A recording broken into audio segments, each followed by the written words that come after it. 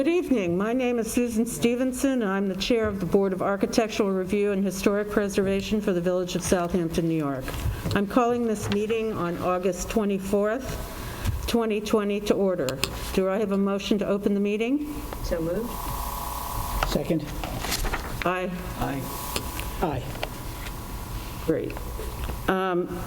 As in the past, applicants have to put their material in front of us on the board facing us. I'd like to introduce our board members. To my left, Peter DeWitt, Sarah Latham, and to my right, Jeff Broadley. Mr. Gregory is on vacation. And we have Alice Cooley, our counsel, Antoinette Edwards, our recording secretary, and Charlie Styler, our videographer. Let's get started. First, minutes approval, August 10th, 2020. Everybody read it? Yes. Motion to approve the minutes of August 10th, 2020. Do I have a second? Second. Aye. Aye. Aye. Aye. Approved. Next, signs. Compass, 88 Main Street, storefront. Your name, please? Denise Fenchel, Hampton Signs, and I'm representing Compass.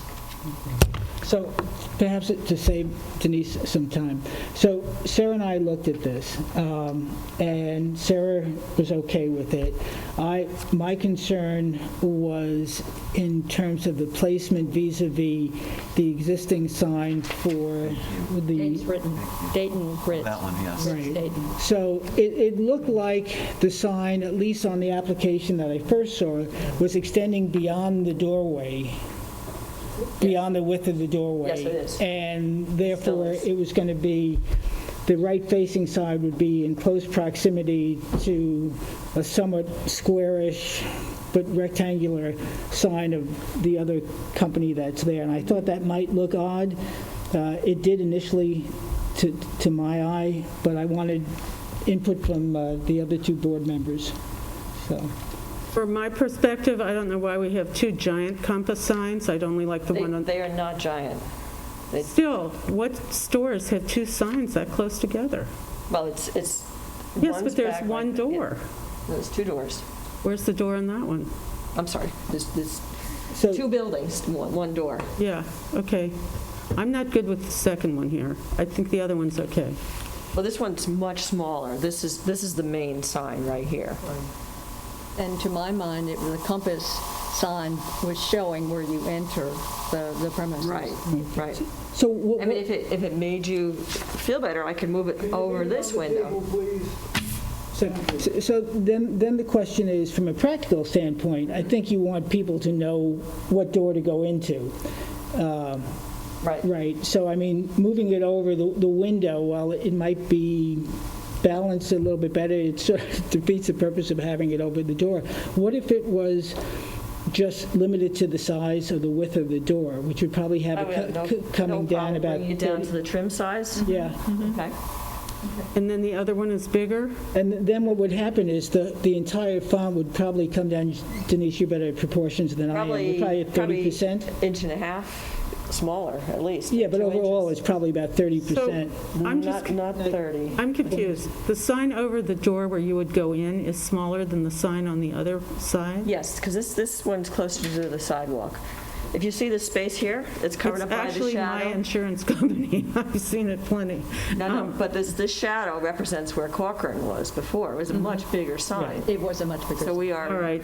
Yeah. dramatically scaling it down. Do you have any objections? I don't have the problem with the two compass signs because, it's set back and, it's a little confusing, I suppose. I don't really like the two together. I wondered if the not the compass sign, the other one, Dayton, Ritz, and Osborne. could it be a blade sign, that comes perpendicular? For Compass? No, for the other one. No. I'm not really representing Dayton, No. so I can't speak. I don't think it's hardly, I mean, it's not that intrusive, that second one. Why don't we just bring it down to the edge of the trim? To the trim. All right, does everyone Yeah. agree with That that? way it's smaller, it represents the doorway. Motion, okay, Yeah. so can you write on there something? Do you have a pen? No. Because you're the applicant, right? So we're bringing it down to You the only got size of the trim of the door, is that correct? Yes. Okay, motion to approve the compass signs on 88 Main Street with the stipulation that The sign over the door will be brought down in size To the width of the inframe, to the width of the what? width of the trim. To the width, okay. Okay. Second, did anyone make a Second. motion? Aye. Aye. Aye. Aye. Thanks very much, Denise. Thank Thanks, you. Denise. Thank you. Next, written decisions. Yes, you did it. Did we have, oh yeah, Beechwood Latch. Did everyone read this? Yes. Have we done this enough, this Beechwood Latch, do you think? Take care, Denise. Actually, they're pretty straightforward at presenting, though. Do I have a motion to approve the written decision for Beechwood Latch LLC? So moved. Second? Aye. Aye.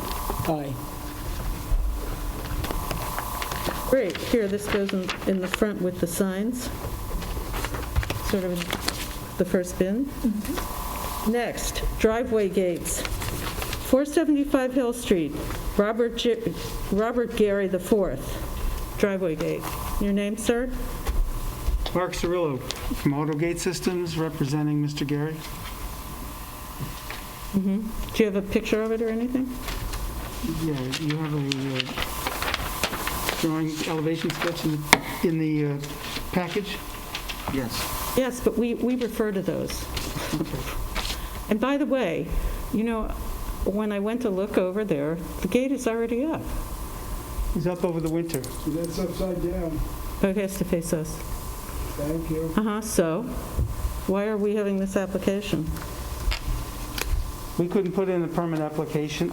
We could not put in a permit application during the pause period. Excuse me? The what? Oh, Mark, please. The what? During the pause period. What is he saying? That because of COVID, he wasn't able to put it in the application, so he proceeded with installing the gate without the proper authority. Mark, please. That's an insult to this board and to the building department and the building inspector who happens to be in the room. I'm not going to refer to him. You've been before this board on numerous times. You put on your website, you are familiar with town codes and village codes, do you not? What we had was... Yeah, yes. Do you Yes. not? Yes, okay. Yes. So you know that any construction anywhere, particularly when you have 3 coming before us tonight, and in 2 of those, you built those gates without the proper approval. You are smart enough and you are accomplished enough and good enough to know what the rules are. So please, don't insult our intelligence by an action that you took knowingly in violation of the code. So we're going to start here, as the chair said before. We're going to disregard the fact that it's there for this application and the other one coming up, that it even exists, okay? Now recognize in so doing that you could very well, if the board so chooses, be subject to taking that down. I'm not saying that's the case, but just so you know, that's what it is. So let's talk truthfully, honestly, and openly, okay? All right. No BS. Let's That's just it for move me. on. Okay, let's discuss it's how tall here? 84, yes, it's ginormous. 7 feet from grade to the crest.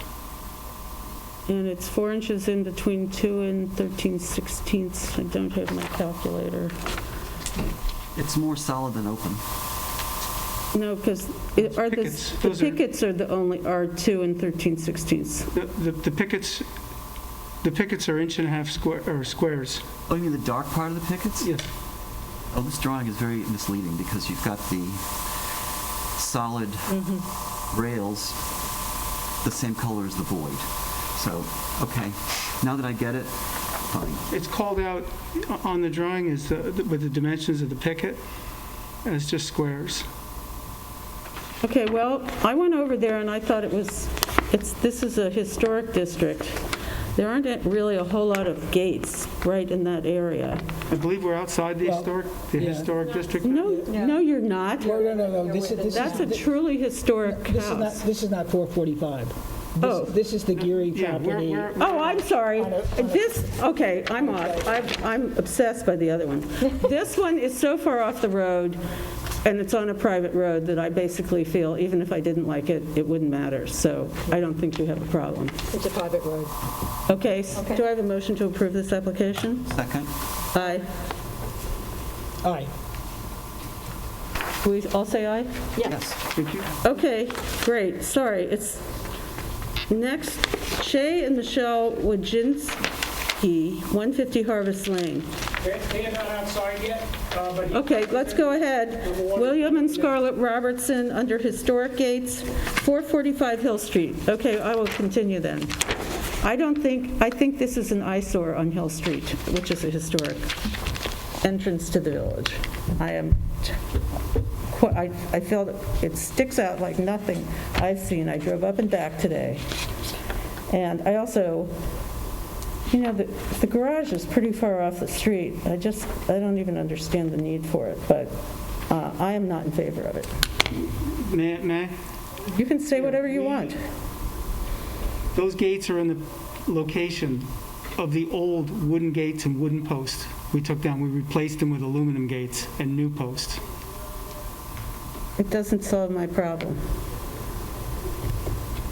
So what, is what I think.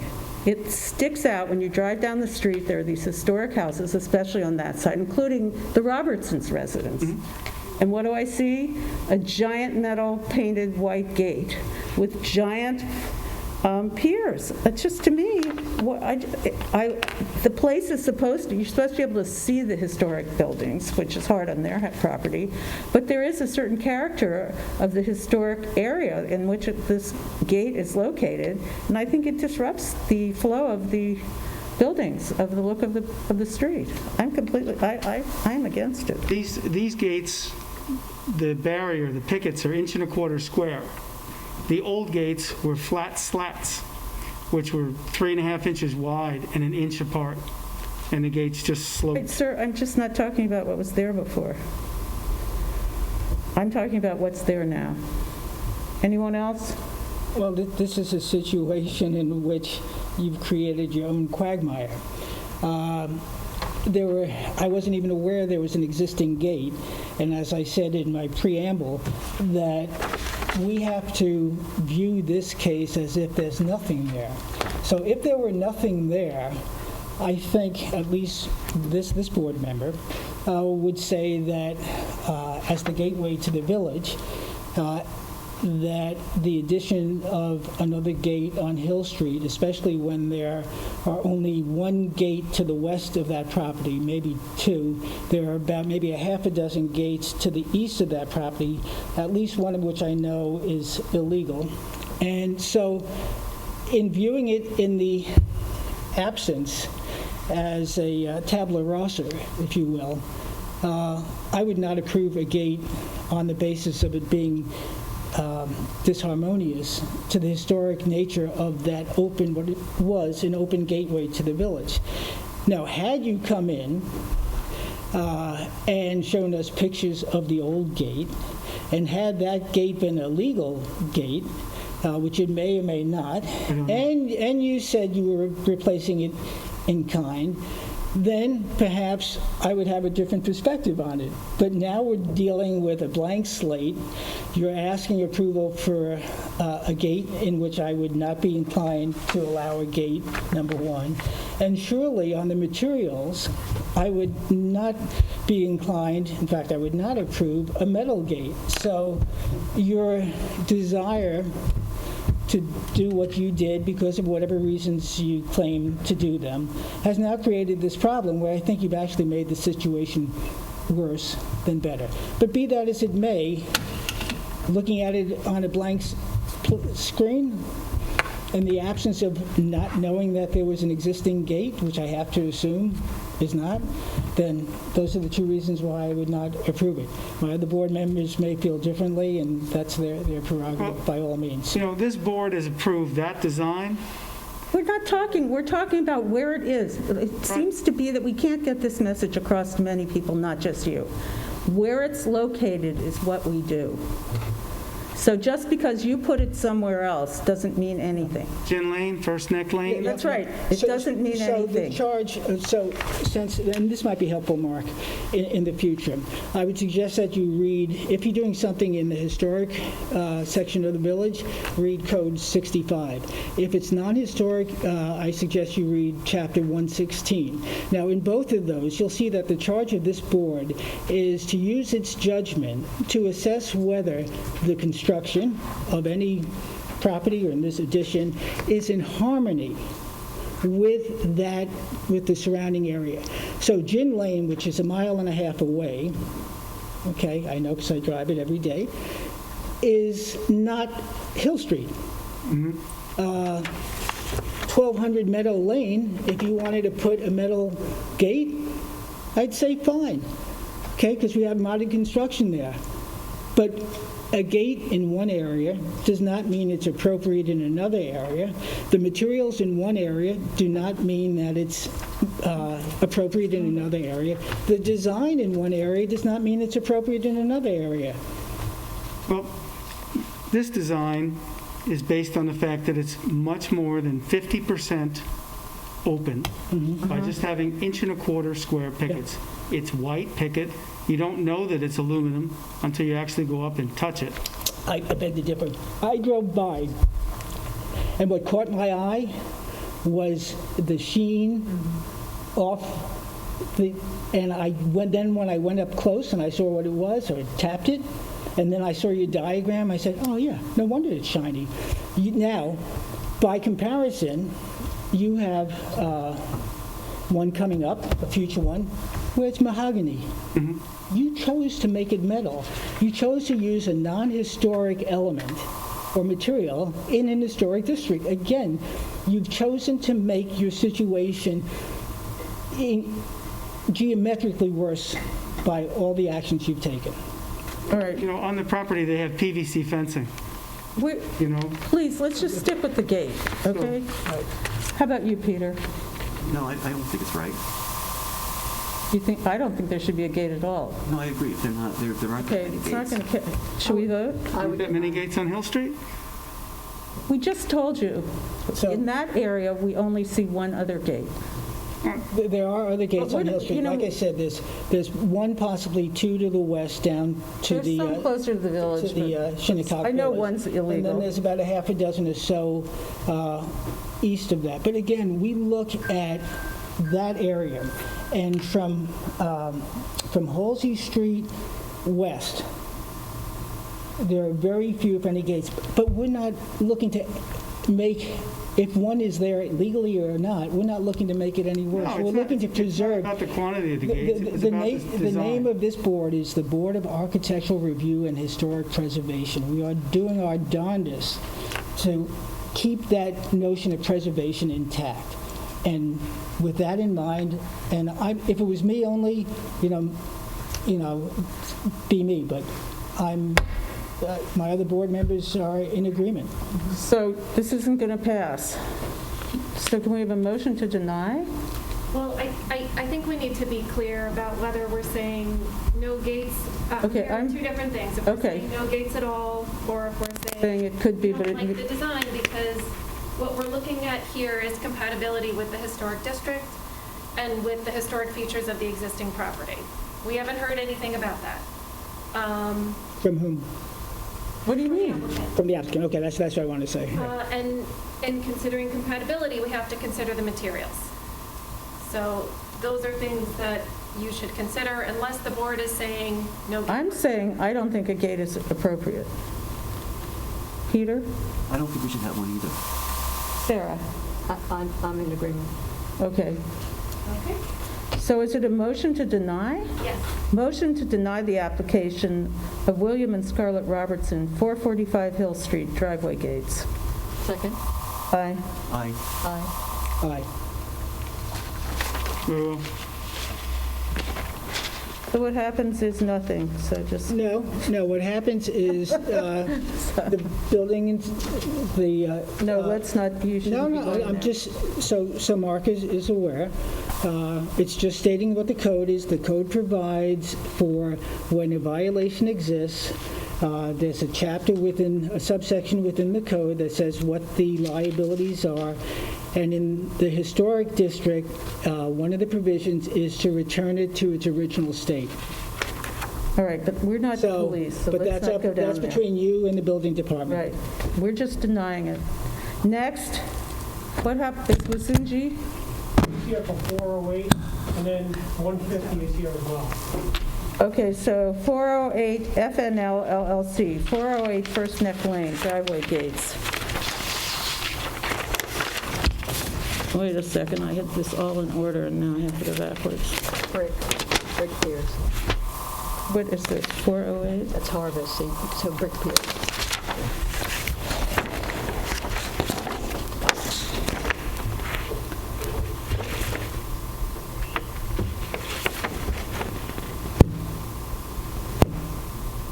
So, do you want to tell us about it, or you just want us to go So ahead? there's 2 curb cuts, right, for this project, so there's 2 driveways, 2 sets of gates. The brick columns are to be built much smaller in scale, but resembling the old columns at the 422 driveway, 412, 422 driveway. So this property was carved off that. Right, I know what it is. So that has large brick columns and iron gates. And this job here is going to have scaled and much smaller columns, but keeping in general design of the same columns that are there on the original property entrance. So I don't understand. And then you have triplicate, what's the symmetry of this thing? Seems a little strange to me, or the asymmetry of it. You have two, what is the divided thing? The top part. The pickets, the things that go vertically. They're diagonal above. These are placed on point, so they're diagonal square pickets. Oh, okay. But they don't penetrate the top rail. Right. The top rail has a smooth drip cap. And then below, why is it makes it busy to me. How are we trying- The only difference there is that panel, those are spaced slats that are wider than the pickets themselves. But they're only, as you can see, that's barely 24 inches high. Right, but it's not the, What's the solid part of it? It's not solid. so the bottom has the solid, Yeah, but is 4 to 16 the solid, or is it the void? The void is the narrow space on the bottom panel. Yeah, oh, it is? yeah. Vertical dividers. I find it to be pretty dizzying. Who put this up? And this gate will be painted also. White? Yes, Does it say that on here? yes. Yeah, down at the down at the bottom. White, yeah. Oh, white enamel. Finished Other white board enamel. member? I think it's busy, but go ahead, others. I think it's okay. I don't mind the difference between the top and the bottom. Okay, I'm fine with it. Yeah, yeah. okay. Motion to approve the gate 408 FNL LLC, 408 First Neck Lane. We're going to have to do a written decision on that. Yeah. Oh, sorry, we're closed for written decision. The other one, too. Sorry, I didn't mention. Oh, and William and Scarlett Robertson. For what?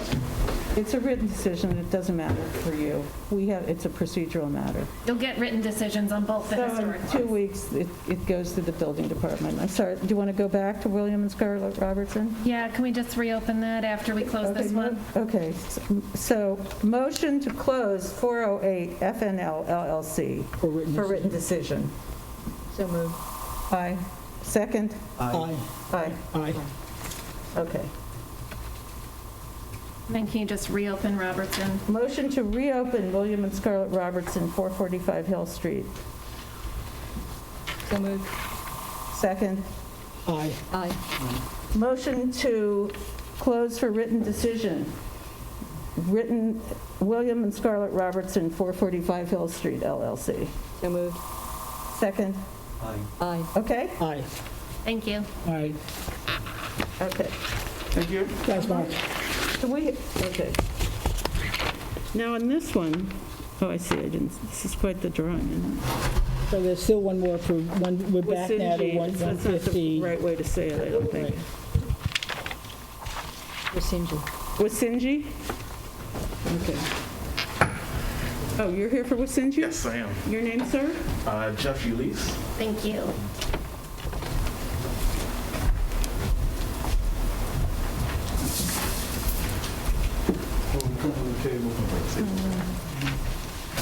Facing me. Sure. Can you put, do you have it, one of these? a Yes, I drawing? do. Please pass that to Susan. Okay. And you need to move aside so he can get it for the video. Okay. Am I good? Yep. Looks like it. Okay. Perfect. Did you get it? Yep. Were there affidavits of posting and mailing for the other ones?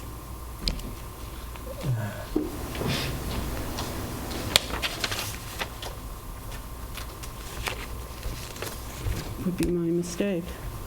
Not asking. For which? Gary Just wait and 1 second. Sure. for this one? 445 and for the Hill Street.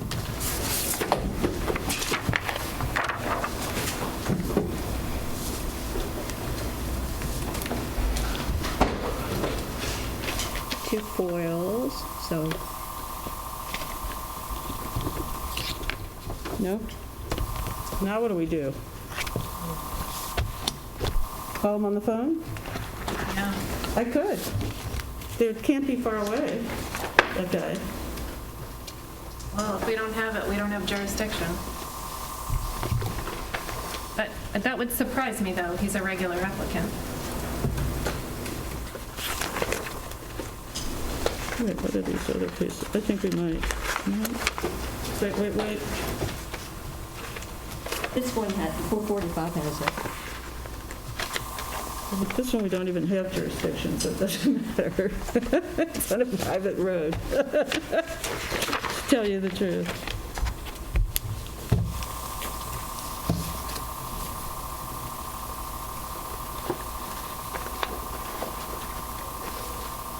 I'll tell you, that does present a problem to me in as much as on 475. Yeah, that's, Because it, in essence, we were pretty lax on, not lax isn't the right word, but soft, given that it was down a private road, and if we don't have wait, I have this on. assurances that everybody was notified, That's true. I'm going to call him. Is that all right? Yeah, if we don't have it, then do it. 408 had it. 408 had it for the store, to notify.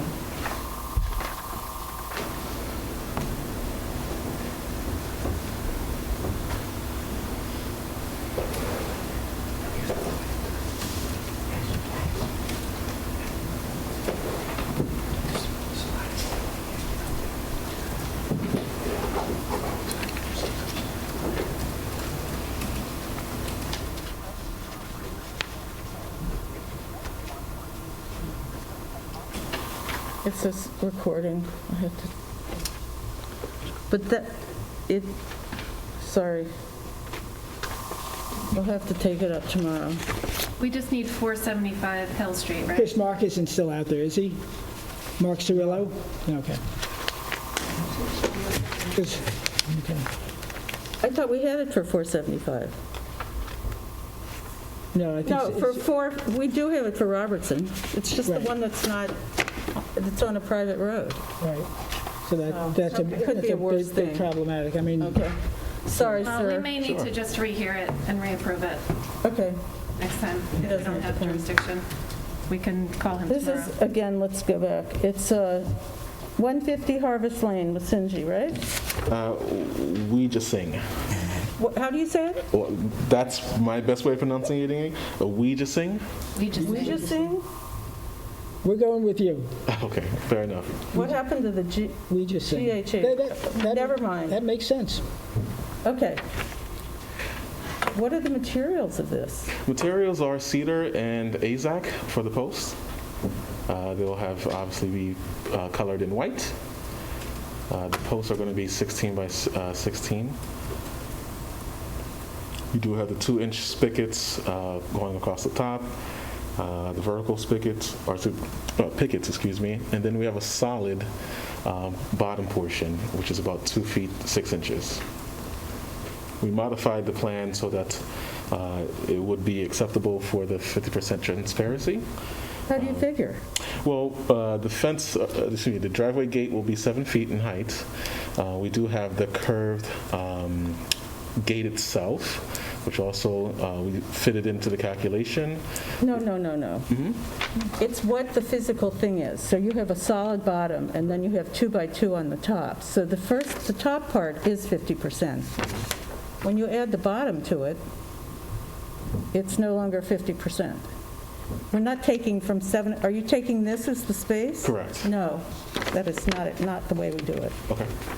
But I think even if that were the case, he's going to be pretty close because He isn't close. the top part is, The top part but the top part has a is big band around it, too. is twice the square area of, at least twice the square area of the bottom spot. So if you get 50% transparency at the top and it's twice as much at the bottom, then you probably have overall about 40% transparency. Is what the weighted average would probably come out to be. Okay. So I think he's probably pretty close. Could it be better? No, because this is 50%. This top part is Right, 2 but- by 2. right. The bottom is not, it's solid. Right. But the top part is 3 times the Why are you area. doing that? All you need to know is that the bottom is not 50%. We only have 50% of the space in the top. So if it's 100% of the fence, I mean, if the fence is 100% and 25% is solid, Right. and the other 75% is 50% transparent, Right. that would be 50% of 75, which is 37.5%. Right. Well, I don't care. So like I said, it's closer to about 40% transparency. Understood. So, could he narrow that down? I'm sure Jeff Well, this is could. the one on Harvest Lane, which we don't really, I have a problem with having a gate there. There are no gates on that street. So- On so- Harvest? Yes, so that points to the larger issue, Jeff, and I think design-wise, I think the gate is a nice design, but barring for the moment the question about transparency. But the bigger concern that I have is that on that, what's essentially a circle, Harvest Lane from the northern end of Fox Hollow to the southern end of Fox Hollow, there are approximately, what did I have? A lot of houses. There are 20 houses, none of which have gates. The first gate doesn't appear until we get to 38 and close to Moses, and one of those is like 100 feet down the lane. So the issue for me, and I don't know if it's the case for the other board members, is that we're taking a street that's pristine in the absence of gates and introducing gates into this neighborhood. And we've seen from past experiences, and I have in the 5 years sitting on the board, that one gate begets another. And we've gone from a community of being open to one of being all hedged in to now gates being erased. So I'm okay with the general design, with the exception of the transparency issue. But my issue is that a gate in that neighborhood is disharmonious to the neighborhood. I agree. I agree, Jeff. So we're limiting the neighborhood to the street, so Harvest Lane, period. Yeah. Well, we're saying the Well, neighborhood, and- I mean, honestly, it is a really lovely place, quiet. And so to sort of barricade one part when there are that many houses with nothing, and he's right, if they get a gate, everyone will get a gate, which is really not their problem. But it is my problem that I think the way the lawn The way the whole thing sits on the property, it would be a shame to have a gate. Jeff- And it would not be harmonious with the neighborhood. Jeff, I know when this house came to us originally, a lot of time was spent on the orientation of the garage. Right. Originally, the garage was facing the street, and I don't know if you were involved in the design part, no. at that part. And the applicant, the owners of the house, and were very accommodating in adjusting were. the garage. It might help us, or help me, to understand why they want to put the gate in. Is there a reason, do you know? Well, they have pets. They just don't want the pets run out in the street. Right. I do understand it's not a. So, That's not our- no, I know it's not our concern, but, Sure. but let me, if that is their concern, they can put in a lower scale gate, or this gate, but 50 feet, 100 feet Jeff, back.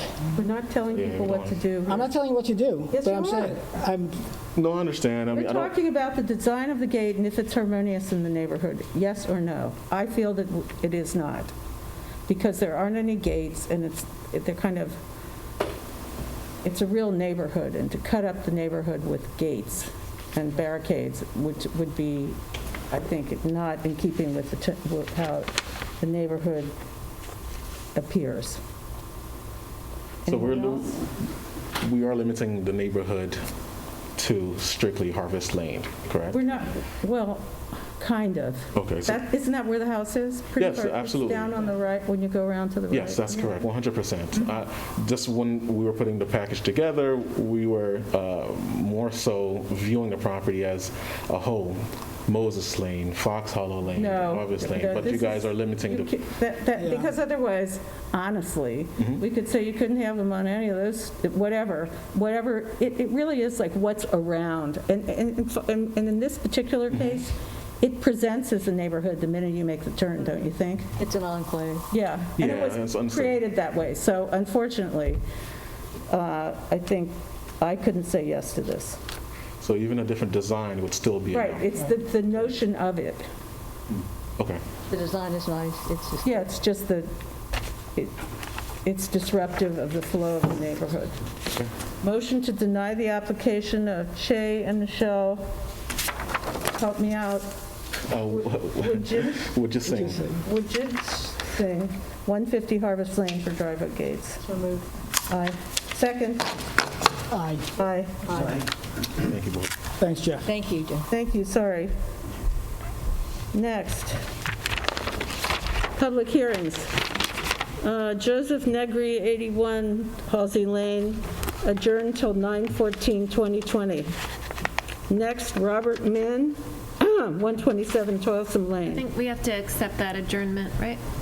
I think that was from before, it's on here. Was it? Yes. Is there a letter in the file? Adjourned until tonight, sorry. Well, I'm just reading the Yeah, I'm checking right now. thanks. It is adjourned to September 14th. Okay, sorry. It's adjourned.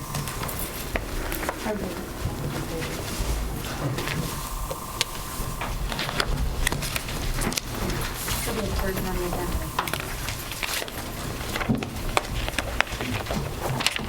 Let me what it's doing.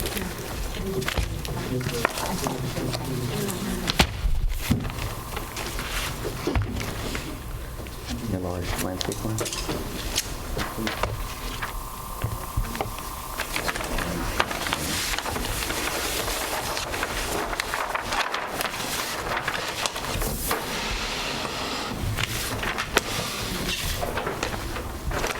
Oh, this is better.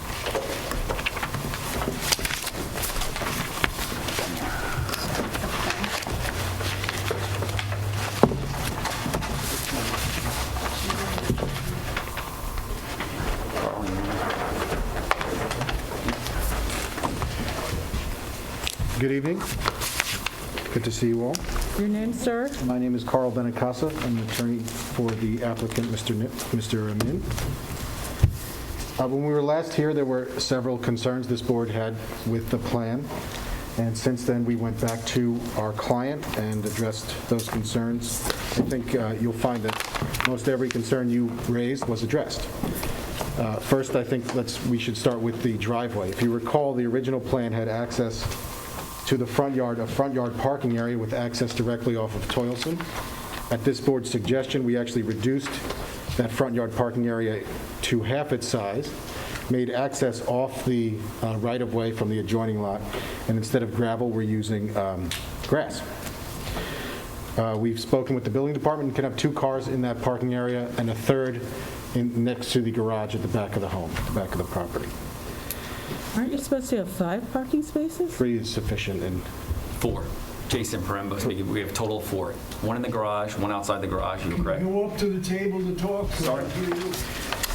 there's 2 up front and 2 in the... 4 total spaces, 2 in the front parking area, and 1 inside the garage and 1 outside the garage. Who told you that? Building inspector. When you told me that you were missing one and that you had to have 5, it's not really my purview. It was 3 on the outside, 1 in the garage, as I was saying. And that was confirmed with the building department.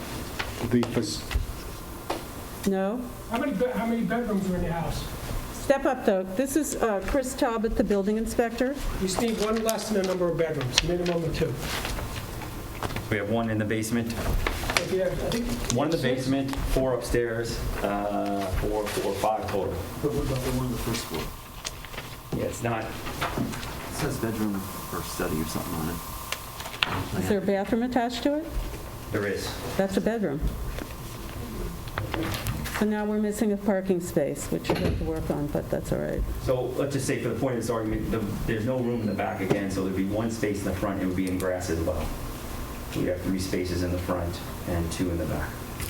1 inside the garage. In front of the table. Sorry, I used to go here before. So how many? So 3 up front and 2 in the back. We could do that. Yeah. How wide is the space in the front? The space in the, 20 feet, right, roughly? I think there's only room for 2 in the front. I think that this isn't our job, and they'll have to do with Chris. Yeah, for the sake of, yeah. Okay, let's move on to the building. So if you look at moving on to the building, the facade was originally had a stone feature, which this board did not approve of. That stone feature has been replaced in its entirety with a stucco element. There are roughly 21 examples of stucco homes within a half mile of this home. The windows were a huge concern. There were those drastic dark black windows. Those have been completely eliminated, and a more gentle medium gray window with a smaller border has been installed in its place. In the rear, although not visible from the home, if you remember the rear, there was a rear porch with a railing around it that this board had a problem with. That has been completely eliminated and replaced with a low slope roof. We tried to address every element that this board had concerns with. The applicant is more than willing to work with this board and help design a home that you both can be proud of. And I think Jason might want to go through more detail with the structure. Yeah, so I'll just go through some of the bullet points again, just so that we're all clear. So we updated the access point from the road to the private driveway, which was a big concern. That we eliminated the gravel. We updated the labels in the garage to show storage and closet. That was an issue. There was a conflict in the drawing between what I had and what you guys had, so that's been updated.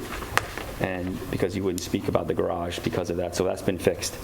The siding on the garage has been updated to board and batten to match the main house. The piece that comes off of it is in stucco. And once again, the doors have been updated to the gray color here, which you see. We toned it down from the black. We eliminated that detail on the front facade over the upper left window, which was a problem for one of the members. Like you said, we removed the stone elements and replaced with stucco. All wood, trim, and related items are intended to be clear cedar and finished in white. Any vertical cedar before that had a clear gray stain or semi-transparent gray stain has been updated to board and batten siding in white. The chimney mast was stone, that's now white brick. And I also removed the front entry porch, which had a metal roof on it, and replaced it with a covered porch with a handrail, a low handrail, 28 inches, to kind of break up the mass a bit more, which I think looks good. We verified the front yard and overall setbacks with the building department. This was done because the neighbor commented we should have had 60 feet on the front yard setback. That's been cleared. And the proposed residence meets zoning codes for height setbacks and gross floor area. And those were the updates. I think it's important to note that the existing home is actually non-conforming, both with respect to pyramid and side yard setbacks. This home is completely conforming. We're interested in how it looks. I understand that. Okay, so you should have, we supplied to the board revised renderings. If you don't have them, I brought additional sets because on occasion. I got a rendering with the hedge obscuring most of the house. Yep, so I brought just in case you might have mentioned that.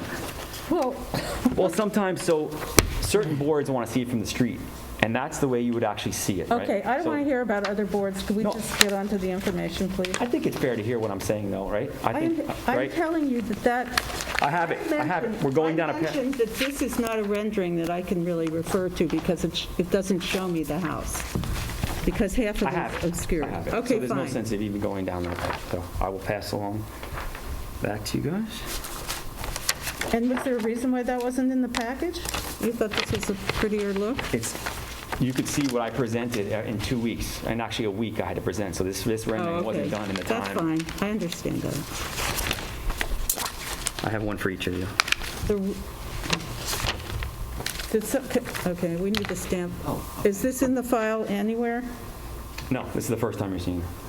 Well, that's, Did you get one, Peter? oh, this is the wrong thing, but I'll put it anyway. This is the wrong thing, too. Oh, it's good. All right, can you put that in the file? Thanks. Here. Here you go. Okay. Alice, do you want one? No. Okay.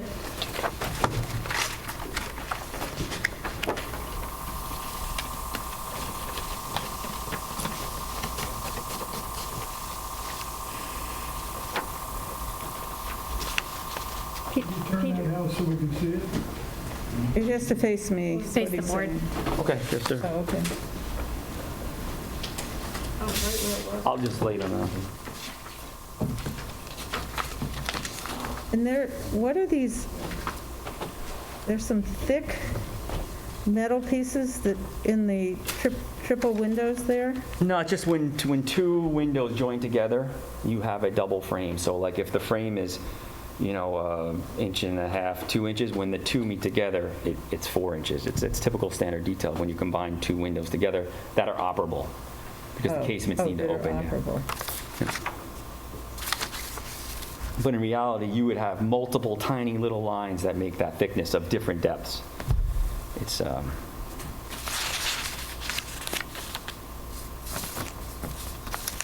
So there's a metal roof in the middle section there?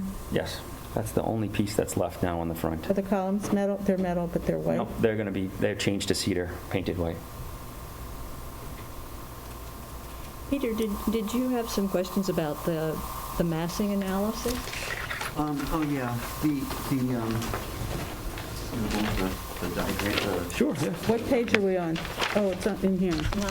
Yeah, no, I know that your new house is going to be lower to the ground than the existing. Yes, sir. Yeah. But your house is also forward of the existing, correct? You know what? If you look at the survey, they almost identically overlap, but it scooches over to be Oh, so it's in the co-conforming. same plane? Yes, sir. essentially? Okay, I just wondered, because it looked to me, that your plate height was, I think your plate height is higher than the existing. Now it looks like the same as the existing? Yeah, it's about I'm about 7.5 feet on the second floor. I have a lower break point. It's low, the plate height on the second floor is low. I've been in there, it's probably like 6 feet or something, the ceiling slant. Yes. And you have an 8-foot.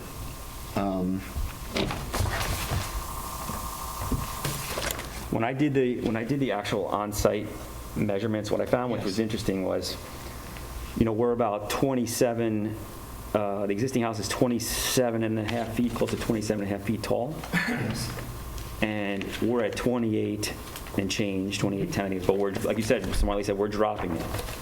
The overall massing is very similar. And the reason why you had mentioned kind of look to the buildings to the right and to the left,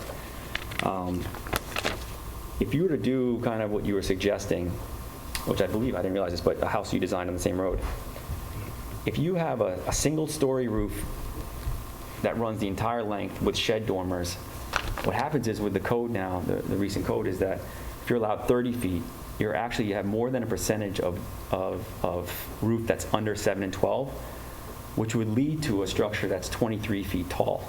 So you have to go 7 feet down in overall height. So what that would mean is that this existing house, the massing that exists is 27 feet. You would be forcing the owner to go down an additional, how would I say, 27, 30 from 7, 23 feet, additional 4 feet from what the current house is. We wouldn't want to do that. I'm just putting that out there because I thought that was part of the conversation last time.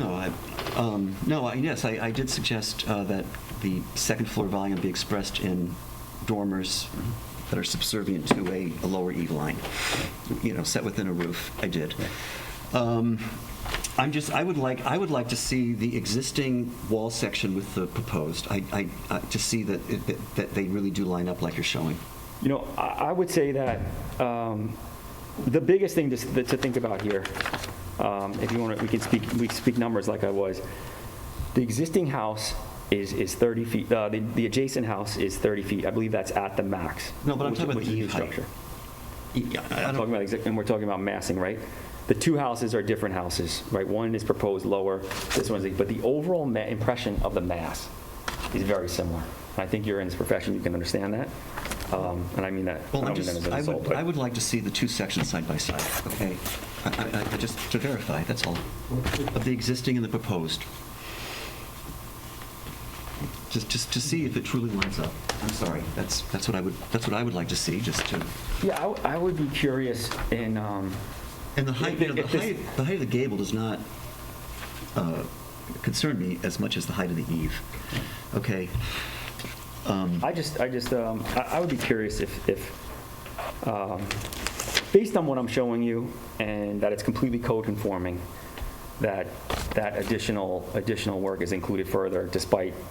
I'm not trying to do a renovation of the existing structure that's here. We don't want to. I know. Yeah. It's a new house. So I'm not sure what your goal of asking for that additional documentation. Well, you're presenting it at the same height, and I'm just not sure it is. The eaves, you're presenting the eaves at the same height. I'm telling you that my proposed structure is probably about 18 inches taller, 1810 and 17.6.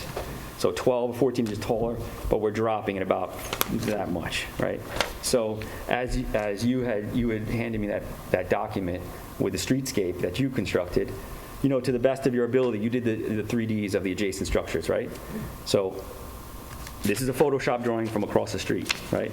And this is, to the best of my ability, I overlap in CAD and in Photoshop. The two drawings, I understand right? that. So there could be some discrepancies. So, of course there could be, because Photoshop is all judgment, and I understand completely. Right. Like, we exercise it daily. That's why I would like to see a section of the existing with the existing eave height and a section of the proposed with the eave height called out. That's all. So I guess what I'm wondering is, let's say the eave height is higher. Let's say you're correct, which you may be, if you're saying that's at 6, Well, I just think you should represent. I'm not sure you're representing it correctly. That's all. And maybe you are. I just would like to. Well, what I'm getting at is that I have the CAD drawings, very detailed CAD drawings, and I know that I'm at 28 foot, whatever it says, 10. I'm not trying to match the existing eave heights of this house, so I'm not sure what you're trying to achieve. But your diagram shows that you are. That's what I'm saying. The diagram shows that you are. And my complaint, my issue with it was the high eave line, and I would like, if in fact it's the same height as the existing eave line that is on the existing house, then I would have very little to say about it really. But I'm just not sure that's the case. Okay.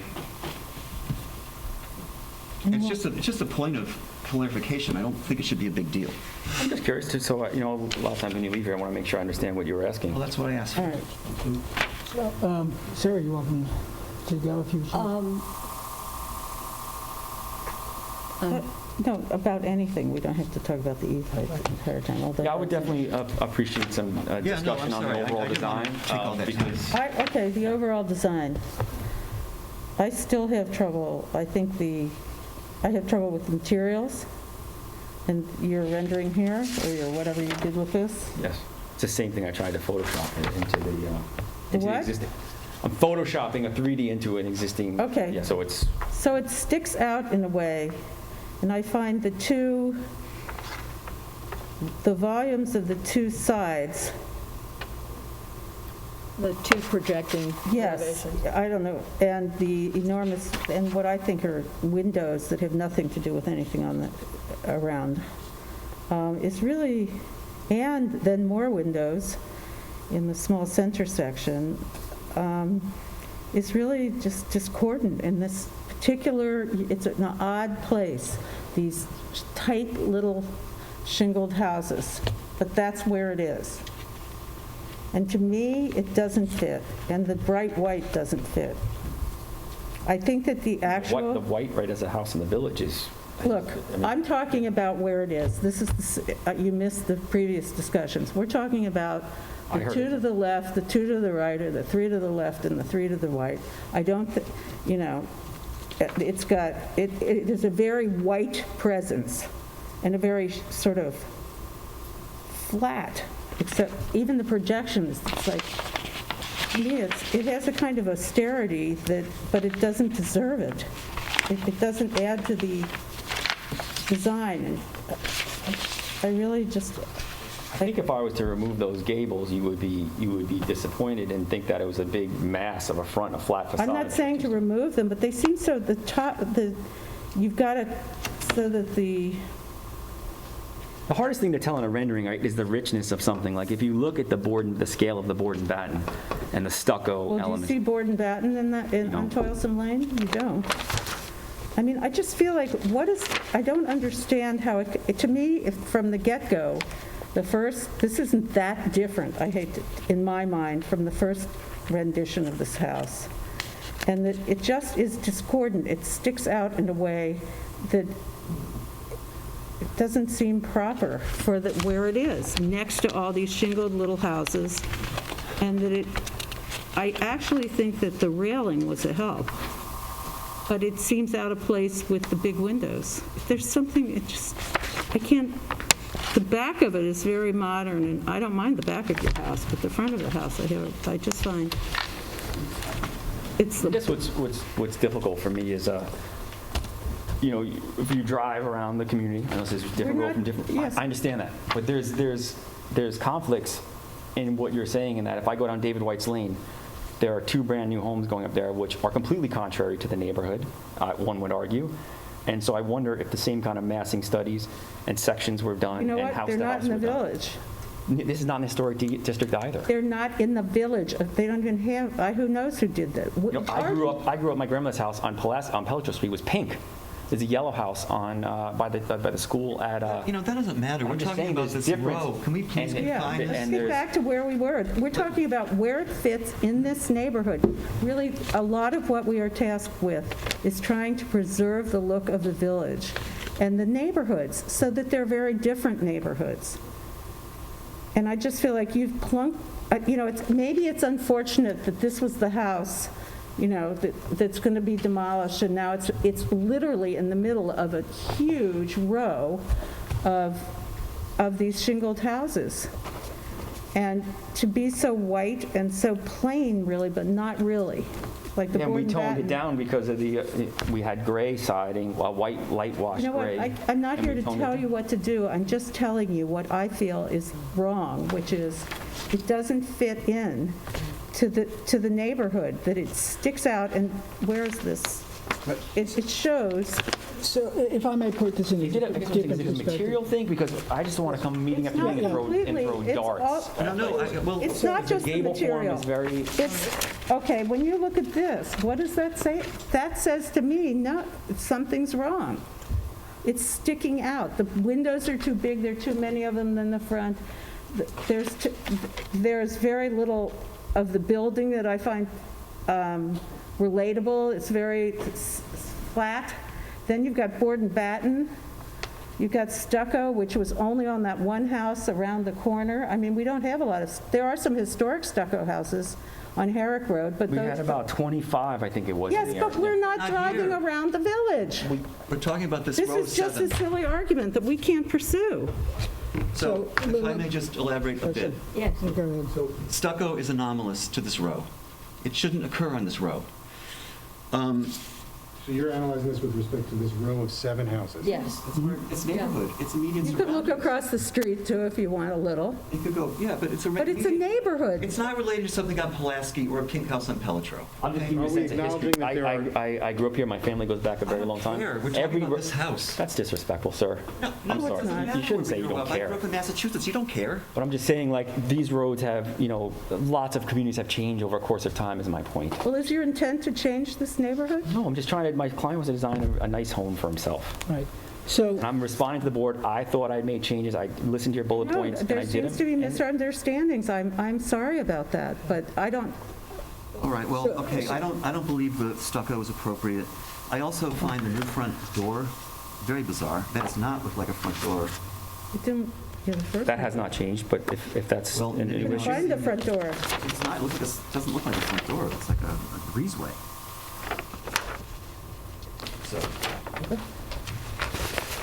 What specific is wrong with the front door? We can't tell you specifically. so, We're not going to tell you what to build. This seems to be For a... guidance. it's a okay, wide... so, I've heard that it's let- Okay, let him Okay, go. yes, it's a wide expanse of glass, and front doors in this row are solid, with maybe That's side true. lights, maybe lights at the top. Maybe a door with a light, but they're not, what is it, 6 feet? It's not a 6 or whatever it is. I couldn't find the front door. I didn't know that's what it It does was. not announce front door. It looks like a breezeway. It looks like an incidental entrance. That's, and okay, you can do that, but I think in this row, it is inappropriate. So if I may, and all the comments are good, but I see, Carl, you taking notes, and we've said it various times, we can't design a house, and we don't look for it to come back to bite us in the butt.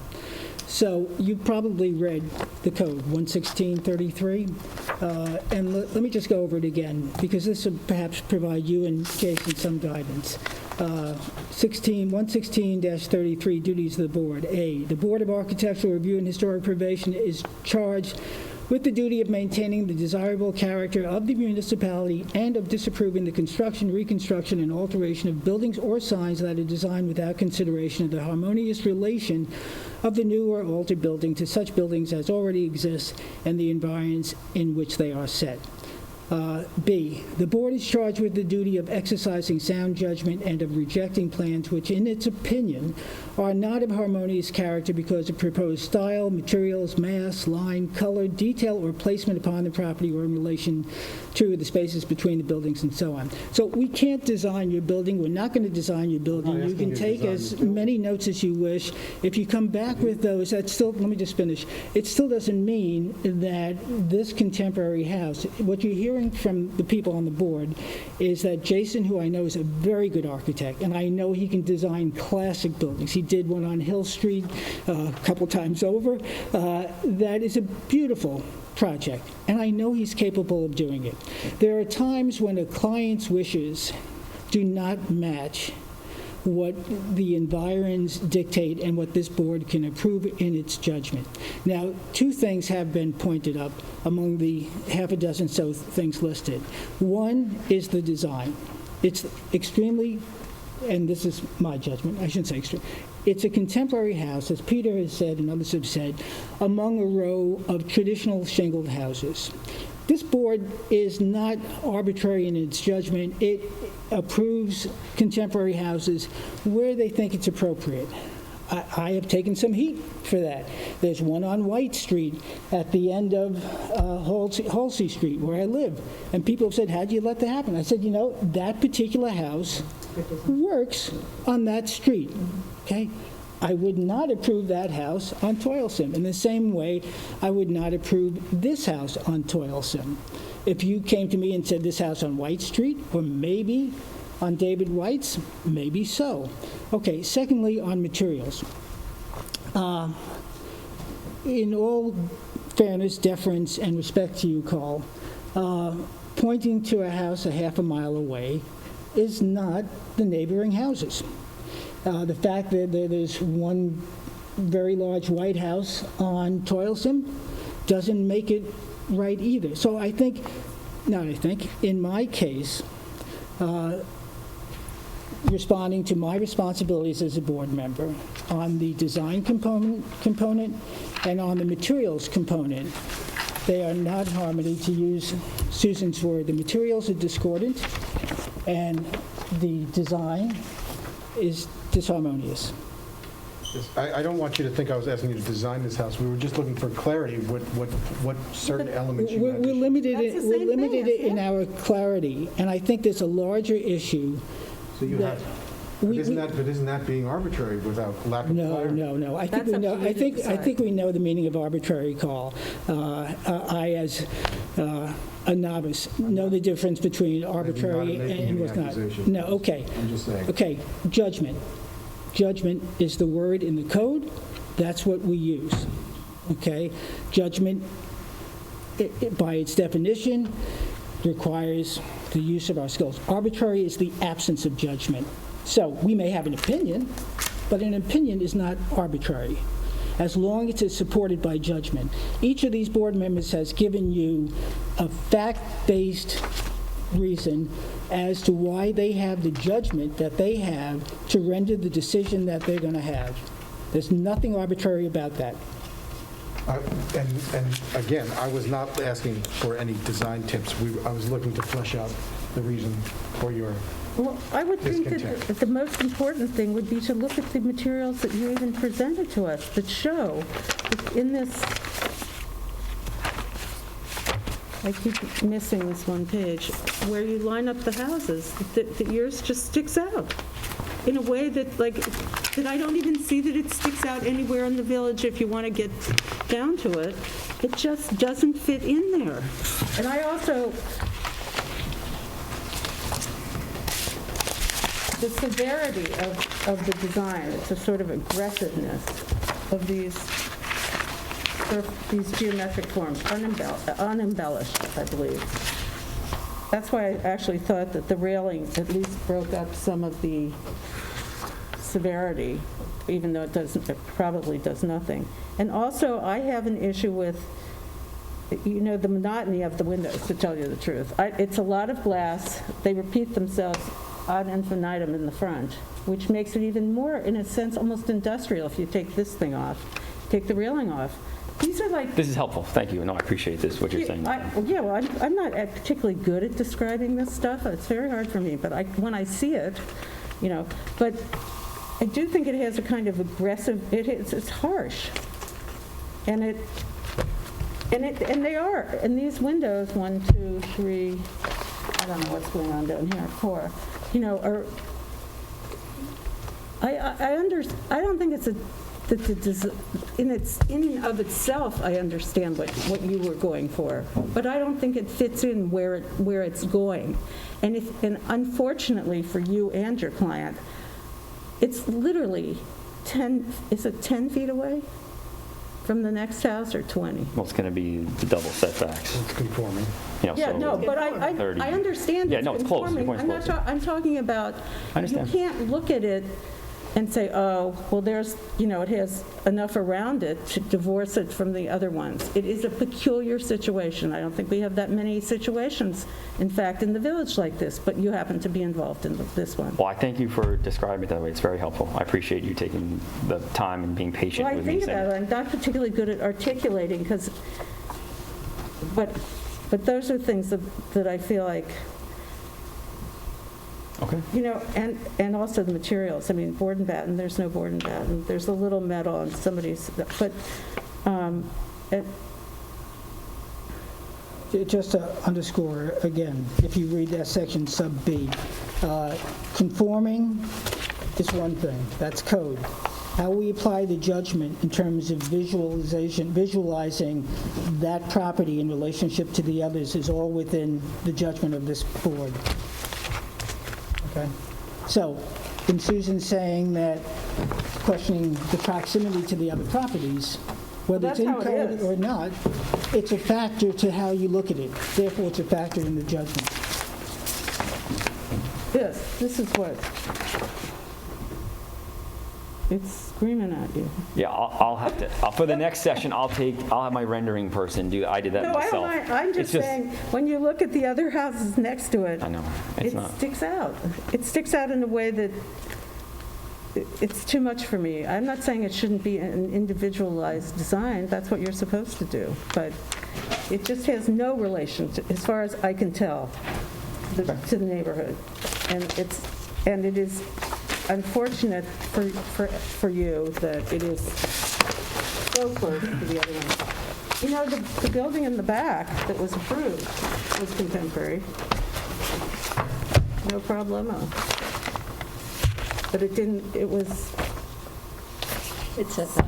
set back and it was subtle. It had a subtlety to it and a kind of finesse. And a lower eave. And a lower And a lower eave. So, I'm just saying, you know, if you're saying we aren't against something that's more modern, but we don't want something that's not harmonious in that area. I mean, I honestly feel like if you walked up and down a little bit, you might get the drift. I did, yeah, I did. I'm just, you know, there's, like you said, there's two guiding forces here, right? There's an architect. I know. So I understand. I did the streetscape. Yeah. I understand. He's the patient. I know he's a doctor, but you are tasked with trying to get it right. I know there are other forces on you. Definitely. And I feel for you in that way. I don't mean to be harsh against it, but I actually think we you've have to been do quite our good so job. far. We have to do our job, and you have to do your job. And I wanted to thank you for the geo mesh that you've come up with rather than that complete build out in the front. Okay. Thank you. And the pavers and all that Yeah. grass stuff is improvement. It actually does a sidebar. Can you guys, you didn't speak to the garage in the previous meeting. Can we talk Can about? we see the garage from the street? No. Well, that's why I didn't speak about it. I think it's, So I'm almost wondering, is it possible to I get would- a blessing on the garage and the no. pool? I would- It has to go with I would say that it has to be the whole, simply because the garage can't be seen from the street, again, the code says the placement of the properties on the house. We're not dealing with the zoning conformities, we're not dealing with the ZBA, but when we look at the property, this is part of the application. Yeah. The placement of the property, of the structures on the property is within our Yeah. purview and requires our judgment, not There to be is a dealt garage with, there. not to be dealt with willy-nilly or to be dismissed out of hand because we can't see it. I guess is my point. I could, for the next meeting, we'll take the adjournment for this one. I could potentially break off the main house. And if you wanted some work done for the next season, I could file for the garage and the pool. I think That's what I'm getting. it would be better to do it all together. You'll end up coming back here. I just know, like, it ends up to be a mess. The garage, well, I don't know. The garage isn't that hard to, you can fix it. If it's not like, give it your best try. Well, it sounds like there isn't issues with the garage. So are you asking us Asking for to, adjournment? yes, motion to approve applicant's request for an adjournment. Do you want the next meeting or the next one after? We'll try for the It's next the one. 13th, the 14th? 14. The 14th, it's actually 3 weeks from now. Yeah, Phew. sure. Yeah, my family won't see me anyway. It's this one. September 14th. Keep it rolling. Motion to approve applicant's request for an adjournment till September 14th. So moved. Right. Second? Aye. Aye. Thank you for your time. Aye. Okay, thank you. Good luck. Jason, see you, Happy Carl. birthday, Carl. We're going to be in Montauk if you want to come out with us. Yeah, get your surfboard. We're going to Harvest. David Silvers, 170 Halsey Street. I will. Partial enclosure of front porch. Okey dokey.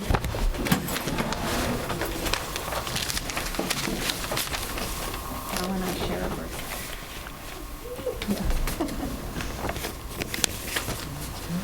Is there that person?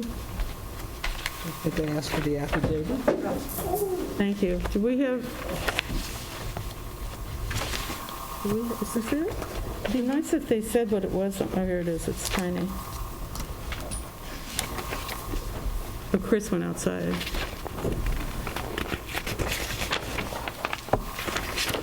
Do you want me to go check?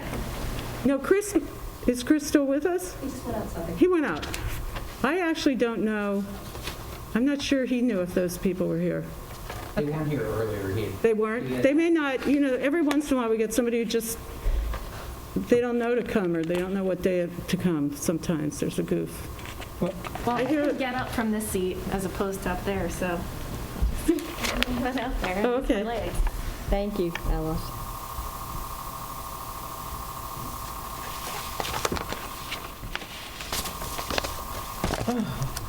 Is this thing on? Yep, Are you sure? yeah, we're all on. Charlie is on. Yep. Yes? Yes. Charlie can hear it? Well, I wish it I'm turning it down then. Oh, the air conditioner? Yeah. Oh, I thought you were talking about the video. No, I can, No, it's not. Yes, it is. I'm still waiting for Charlie to airbrush some hair on my head. Hi. They're not here, we should move on. Okay. Okay. So, yeah, that's unfortunate. That's This the best we can do. This Okay. house happens to be Next. my neighbor, but... Is, okay, so wait, I got to... Now, let me ask you a question. If So what do we do about it? Do we adjourn it? Or just forget Nothing, it? they're not here, we don't have jurisdiction, nothing. Oh, that's right, If they're we don't not have here, we don't anything. have jurisdiction? Next public hearings, historic. Thomas and Meredith Joyce, 765 Hill Street, says there's a letter requesting an adjournment to September 28, 2020. This is before the ZBA. They're waiting to have a full board to vote on it. And so it keeps getting adjourned. Do we have that letter?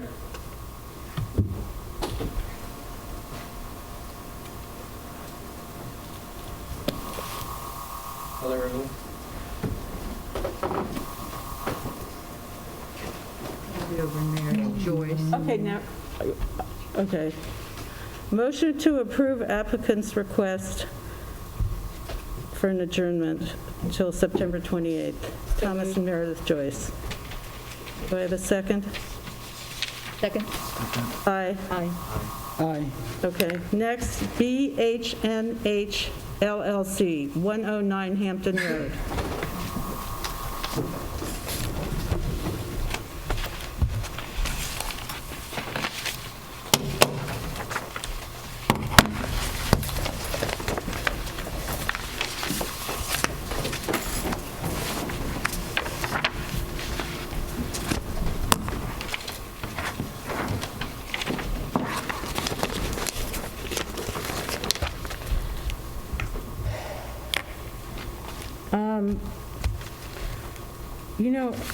In these plans, you kind of left the back part blank, which is an issue in terms of how we can talk about it, because it's not actually a good way for us to work.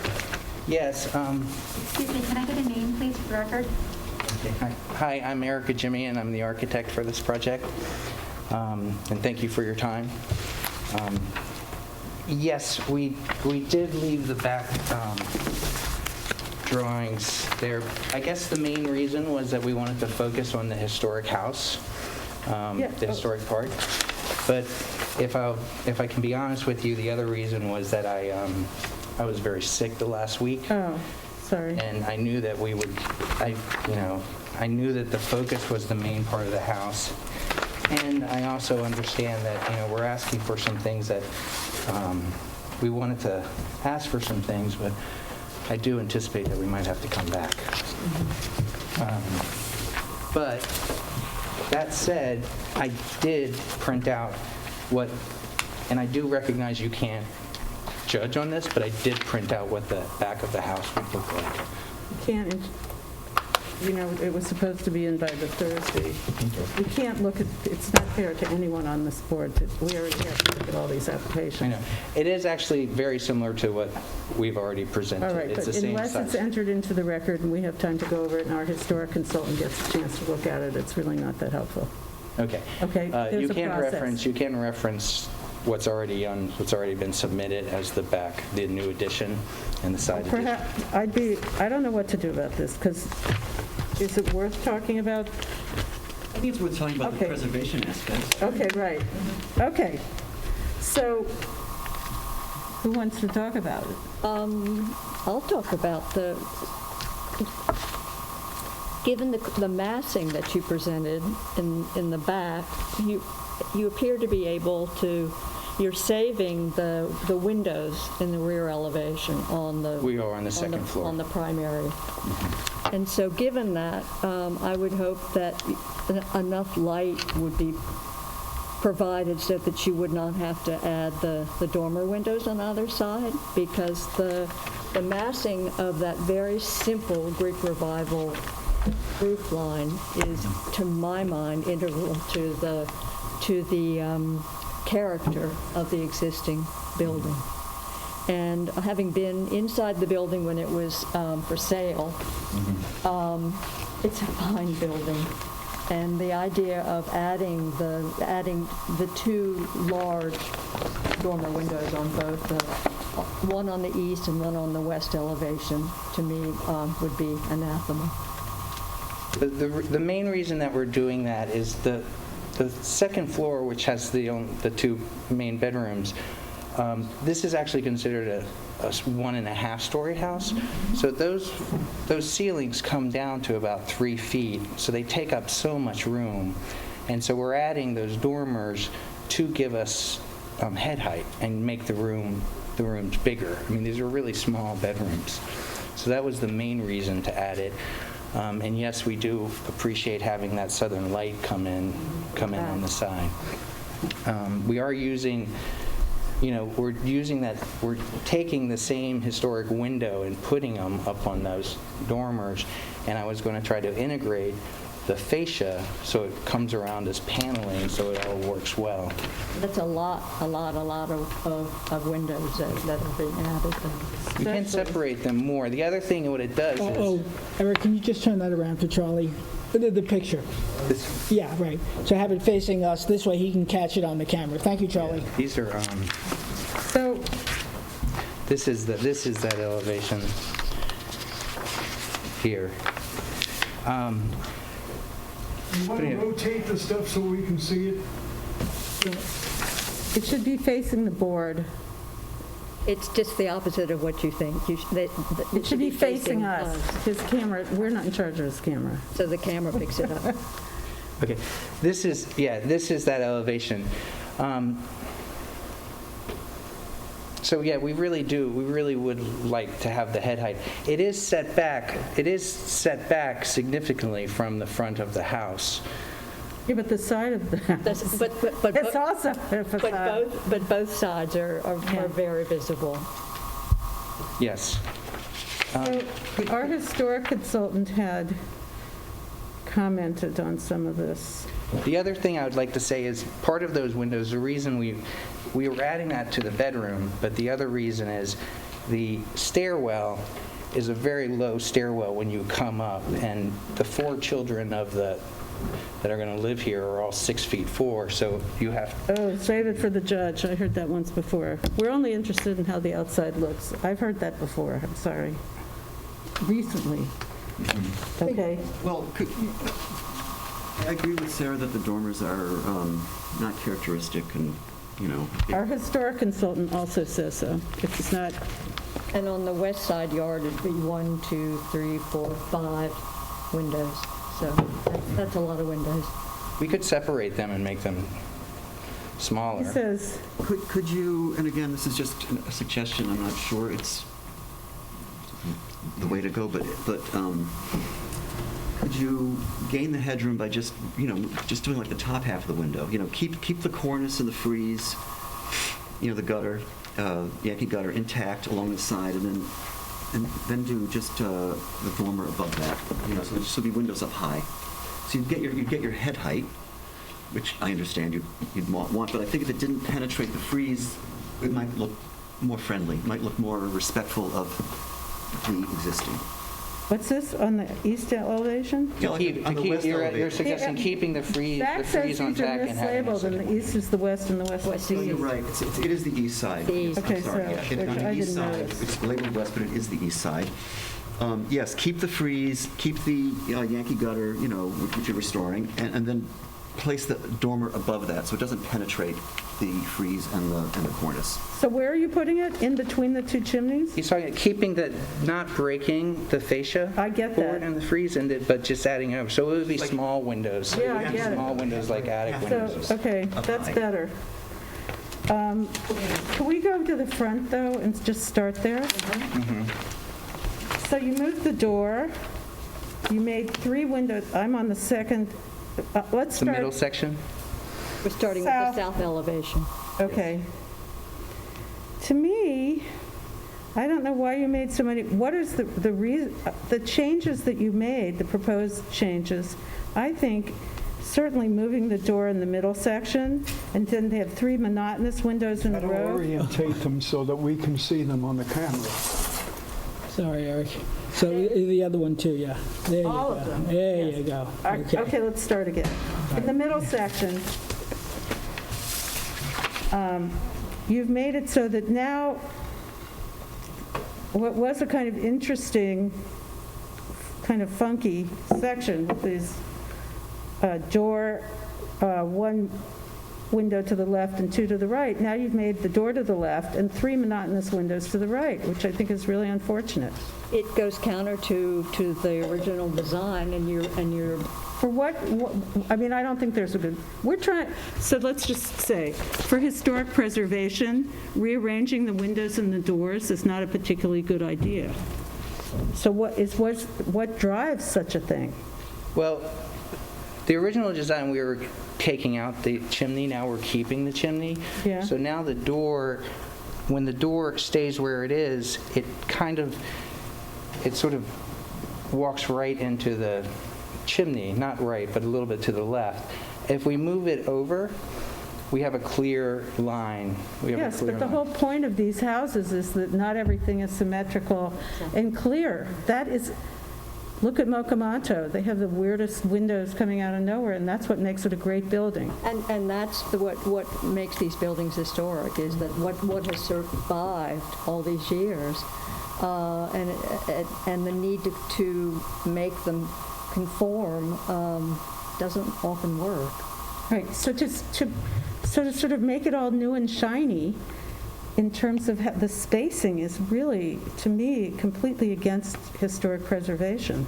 There's several technical services guides that, both on the state level and on the federal level, that really address these points, that, not changing windows, not changing doors, basically the idea with preservation is to retain the distinguishing qualities of a landmark. We are retaining the door and the bracket.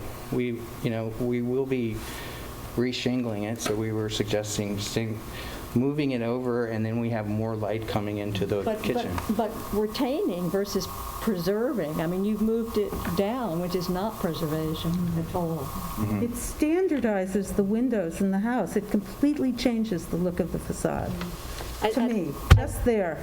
I think if you really immerse yourself in the technical preservation guides that the New York State Office of Parks, Recreation, and Historic Preservation, it's great information, and it explains, basically the thou shalt nots, so you don't find yourself in a pickle.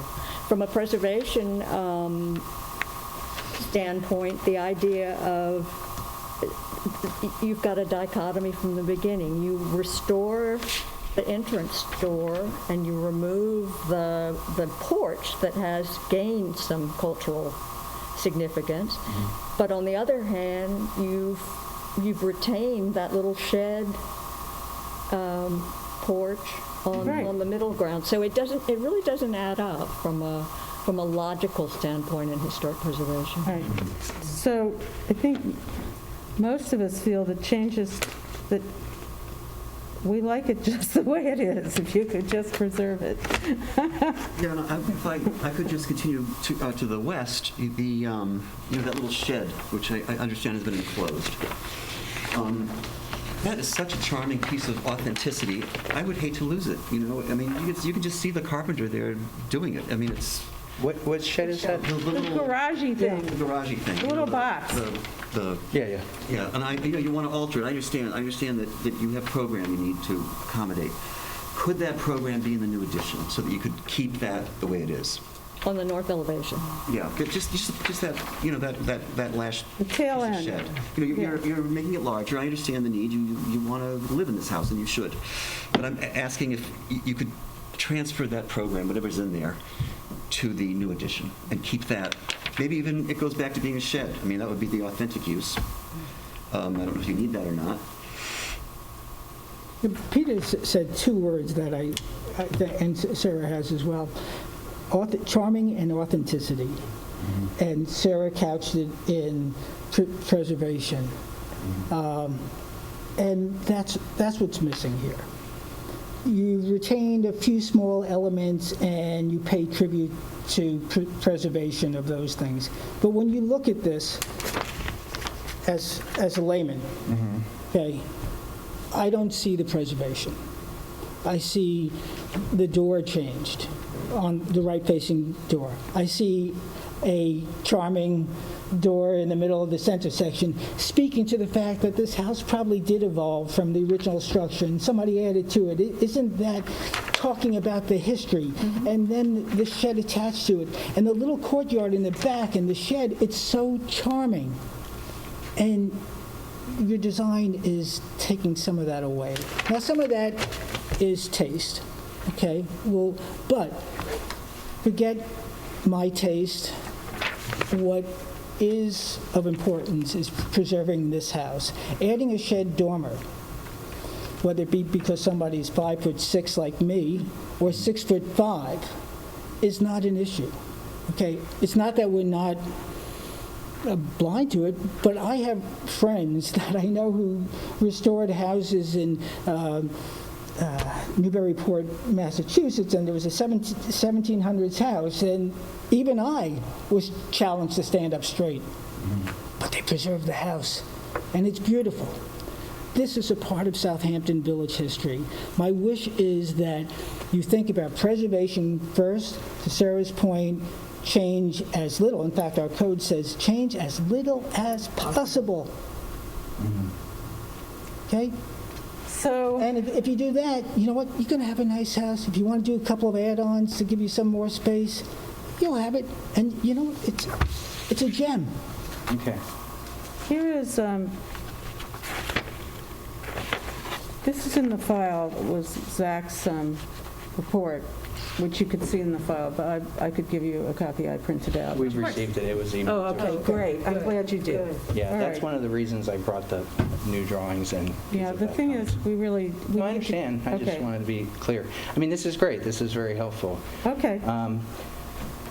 So do you want an adjournment? No, can we speak about, I mean, we don't need two doors right next to each other, and we need to put a bathroom here, so. Where are we? On the front, the next section closest to the, So let's prep, and maybe we missed something. And it says it in our code. What goes on inside the house is not our issue. When you say you need to put a bathroom in there, that's not an issue. I appreciate the fact that you wanted bathroom, but it's not a need from an historic standpoint. What is a need, if you read the technical stuff that Sarah points out, is to preserve this.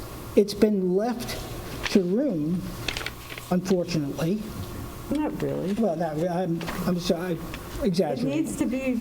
But you know what? It needs some TLC. It needs to be preserved. That's what it needs. It doesn't need a bathroom. And there is a new property owner who is tasked with doing that. so here on the side with the garage and whatnot, these are not original windows. These are modern windows. They're not, this is not an original door. This does look like an original window. So I'm proposing to put this original window next to that. We're getting rid of the skylight. And this, contractor's grade window, I'm proposing putting a larger window that is in the same sort of vein as this, but it's larger. And maybe that's that weird and wacky window that comes as the next step for the house. This larger window here. G. G, yes. I mean, it could be the same small window, but I think that it would kind of help, make this sort of end a little, give it a little punch. But without the rest of the build-out, I think G would be better if you kept it the same size. Yeah. And put the divided lights in, like that. Like the other ones, Yeah. rather than the larger G proposed. So, I mean,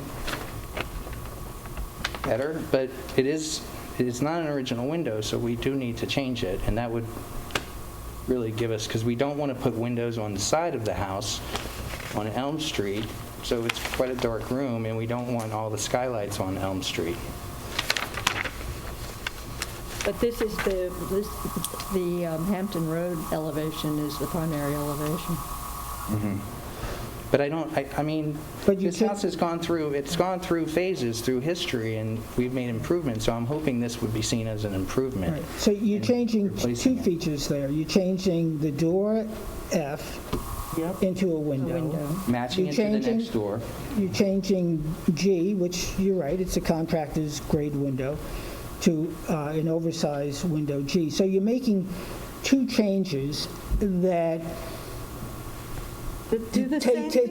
take away from the history of the story of this house evolving from the original larger house, an add-on in whatever period, and then a subsequent add-on.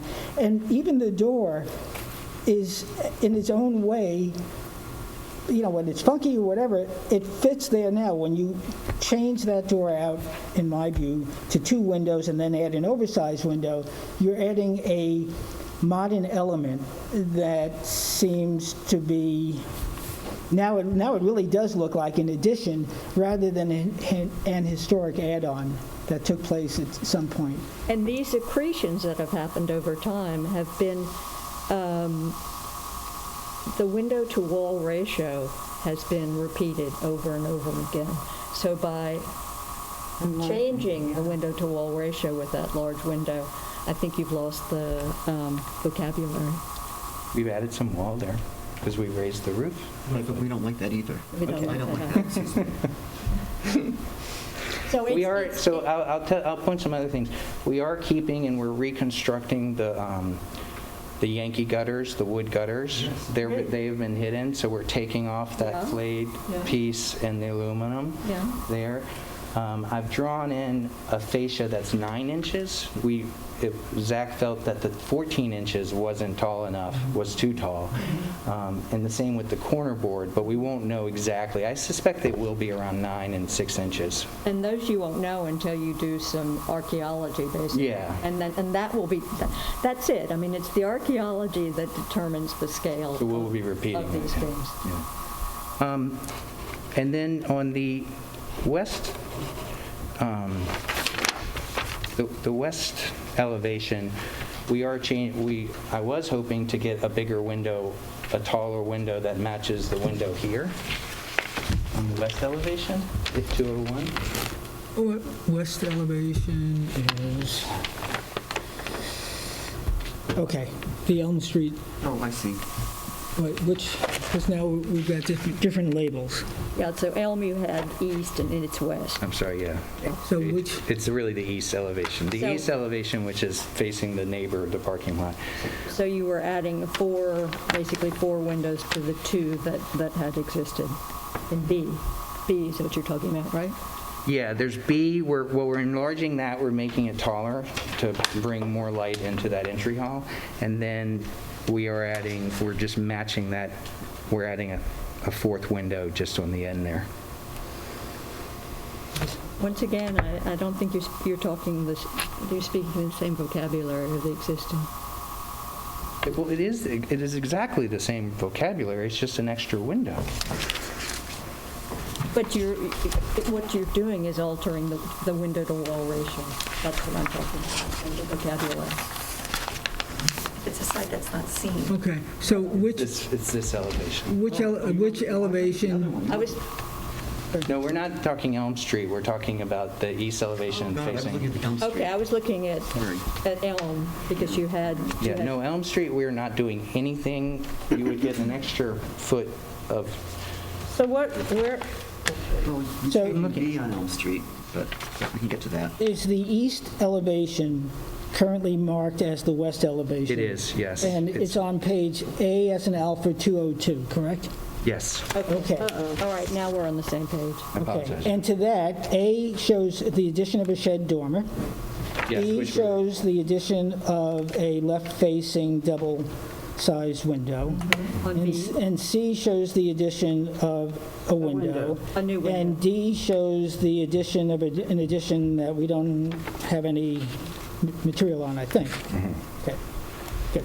Just want to make sure we're looking at the same thing. Okay, so And I would say piercing the wall with a C and enlarging the window with B is not something that would be optimal. here's the elevation. So if I can understand you might not want to change that, but adding another window here would bring bring light into this bedroom that only has one window, and it would match that window. It would be exactly that window. I personally do not have a problem with that new window C. C? C, the new window C. I don't think it ruins it. I understand it's impure, but I think it's okay. That's just me. Okay. I do have an issue with the B. I think that's overscaled. Okay. what are we doing with A? Well, A, we spoke earlier about maybe the dormer. Oh, that's right, it's going to be half, Or, I mean, or that was a separated. suggestion. It's going to be represented. Okay, okay.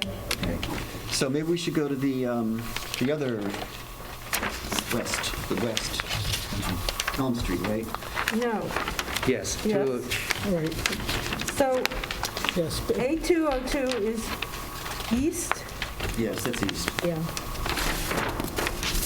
A201 is west. It's labeled east. Okay, so they're both flipped around. That's why we were... All right, and there you want to double the size of window B, correct? Yes. Same window, just make it bigger. Just repeat it. And that is not a historic window. That's a modern casement window. We will try to make it, I mean, we're basically using the same casement that it is, but we're going to try to make it match. We're going to redo the casing so it matches the existing casing and framing. All right. Anything else? What do we think about that window B on the west Elm Street elevation? The big window? Yeah. The double window? Well, Well, you know what I think about it, which is that it's what? the ratio. It's twice too big. Yeah, it's twice as big. Peter, what do you think? I prefer it the way it is now. I mean, you've got at least a bivalve, for want of a better expression, and I think to make it quadruple doesn't make any sense at all.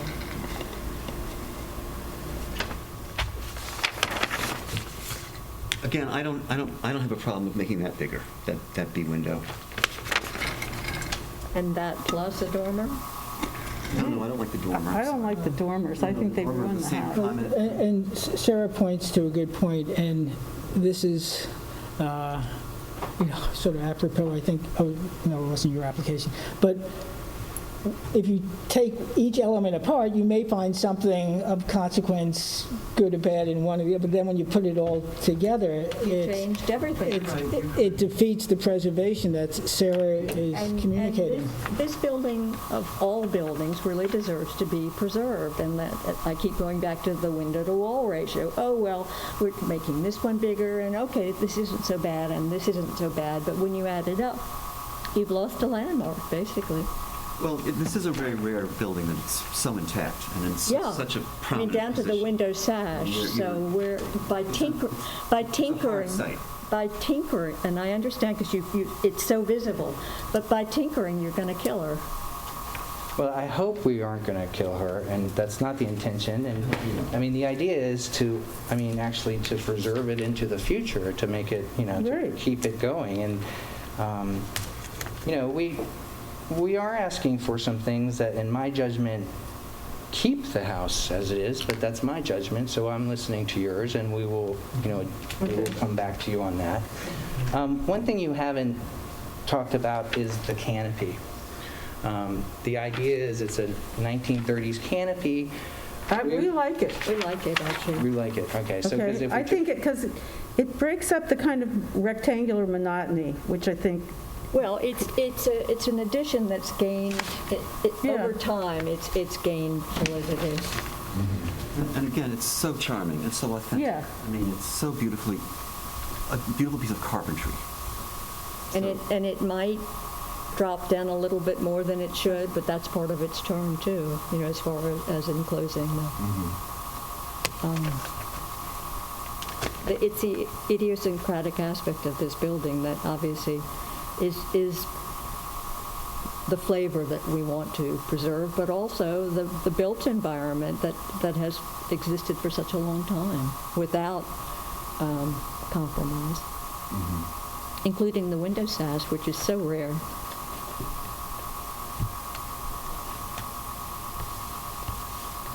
anything else, board members?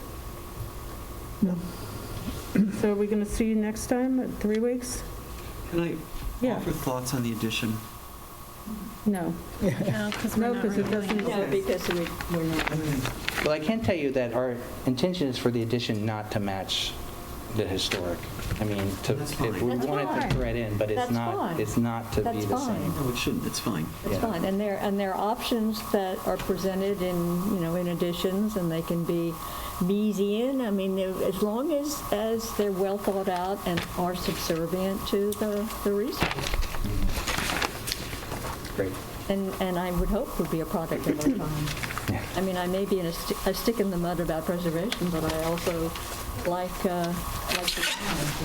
Okay, motion to approve applicant's request, EHNH LLC, 109 Hampton Road, to adjourn until our next meeting on September 14th. So moved. Second, Aye. Aye. see you next time. Okay. See ya. Sorry, you did not. Next,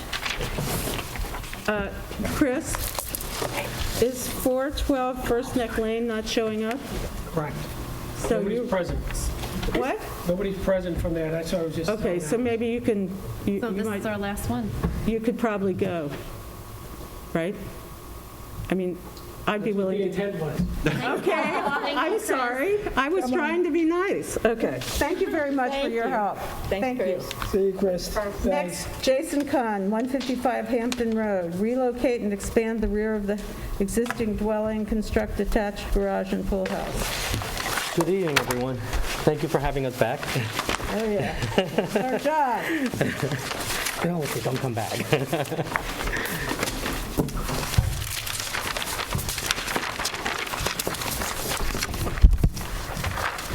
Can you give me the rear elevation? Are we at A5? The rear elevation Yes. is A5 on this side.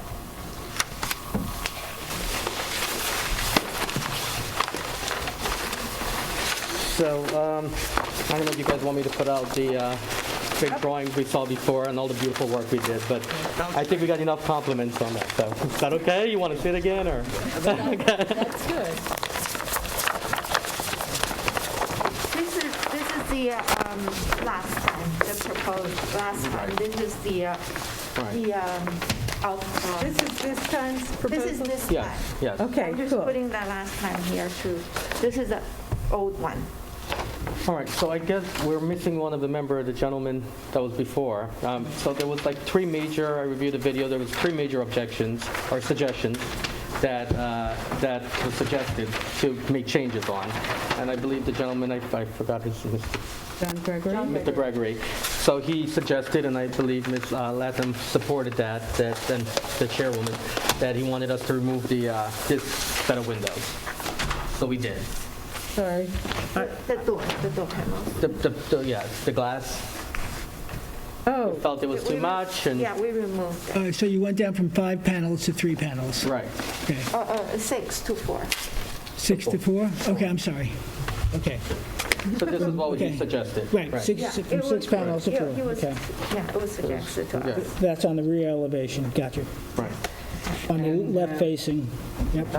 On the left facing, okay, The rear side. facing. I'm just doing that for the benefit of whoever might have to write up the written decision. Okay. All right, and now, how are you, Mr. Duet? This is, so then the other concerns were from the gentleman. And so I wanted to show, even though, the drawings are in 2D, all right? So I wanted to show, we went back and I looked at the renderer, and I just wanted to show you an old drawing that he did. And I know your concerns, and it was shared by the other member, that, the eave was kind of like appearing in line, symmetrical with each other. And I looked at the rendering. This was before we did what we did. It really, from the line of sight view, it was subservient, to that line. I know on the drawings, but remember, it's 20 feet back from the original house. However, we did understand your concern, and we wanted to be, again, accommodative and respectful of it. So we did went back and change it. Oh, it's lower. Yes, we lower it, and we appreciate the idea of adding the extra trim on top of the window that you mentioned to say. Where are these plans? I don't even see this. Oh, on A6? A6, yeah. This is the old, that's the new. Okay, I've written all over. This part is dropped, the eave is dropped. Right, it's lower. So now we're at 7 foot, right? It was 8 foot before. We And dropped it to we 7. dropped it to 7, and hopefully, like you suggest, we can trade up on the other parts still. We have that. And we also added that extra trim that you suggested also, and I think that worked out really well. So it looks a subserviency, and you can see it from the rendering. It's really, Yes. Yes. it's really there. Actually, this is the correct one, I'm sorry. So it's right on top of the window. And, okay, so the third objection, or the suggestion, was a further enhancement of the differentiation factor. Oh, yeah. And you suggested the house on 172. 170 South Main. That's right. So Lucy went by, and I'm going to hand it over to her, because we give you two options, because my concern was that, and one option was to remain the same, because with all due respect, and if the board still feels strongly about it, I'm willing to go either way. This is my idea. Right. It's fine. I felt that adding the columns, which I love, as a design perspective I love, and that house was a different era, as you mentioned, Yes, it right? is. Yes, it is. And this is like a vernacular, very farmhouse. It's like, usually says Victorian, it's much styled, right? But in my opinion, this doesn't have, it's very plain. It's very plain. So, I mean, this is what it's about, right? The porch, right? So I felt when the drawings, that it kind of took away a little bit. So we kind of did two designs where we add them and then we display them. Look at Yes, we And- did two options. Two options. Options 1 and 2. So, I mean, if you felt still strongly about it, but, I can go either way if needed. I want to see 172 South Main, under the oval sunroom. They changed it. There are no more piers there. They put black shutters. No, the where shutters where the piers are. Yeah. No, I know. Yeah. And then I went around to see where the garage is. So the garage door actually still have the piers. So I would think that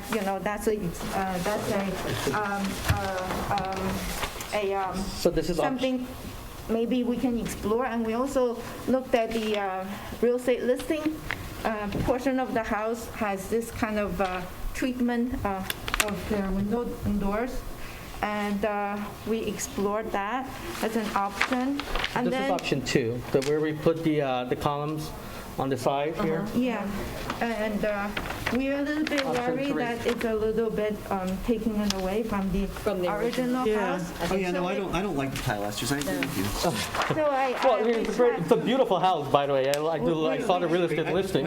Yeah, we tried another way, just Oh, and we tried a third way, and where we saw that was too busy, and we tried another way where we added to just the a end. corner, but I don't think it. I don't think you need that. No. I don't think it is. So that's why. I like the simplicity that you Yeah. had So before. so. I'm, So this would be, so could we just look at the one that we all like? this is it, the simple one. Where's the, okay. This is the simple. Now, what, all those railings, how many ones you got up there? So this is the set of railings. It's kind of like, this is a little bit deceiving because of the line of sight view, but this comes back to here. But it's because the rendering is from the line of sight view. So this railing goes back, it's just here. It's not a usable railing, it's below, It's just the And do you differentiation think- factor. Yeah, I'm just wondering why we're, well, Why do you need the railing?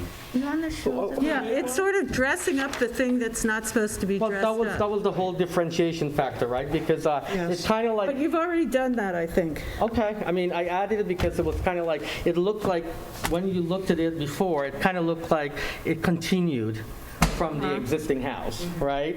Well, And what the whole else thing could is you that do? one of part of the code is that if this new addition should remove, this should always still be intact, right? Absolutely. So I felt, since it's 20 feet back, it's kind of like, I mean, for lack of a better word, I think it was, just a flat ceiling there, which, we didn't use up our GFA or whatever. I wanted to remain subservient, right, on the Woolley side.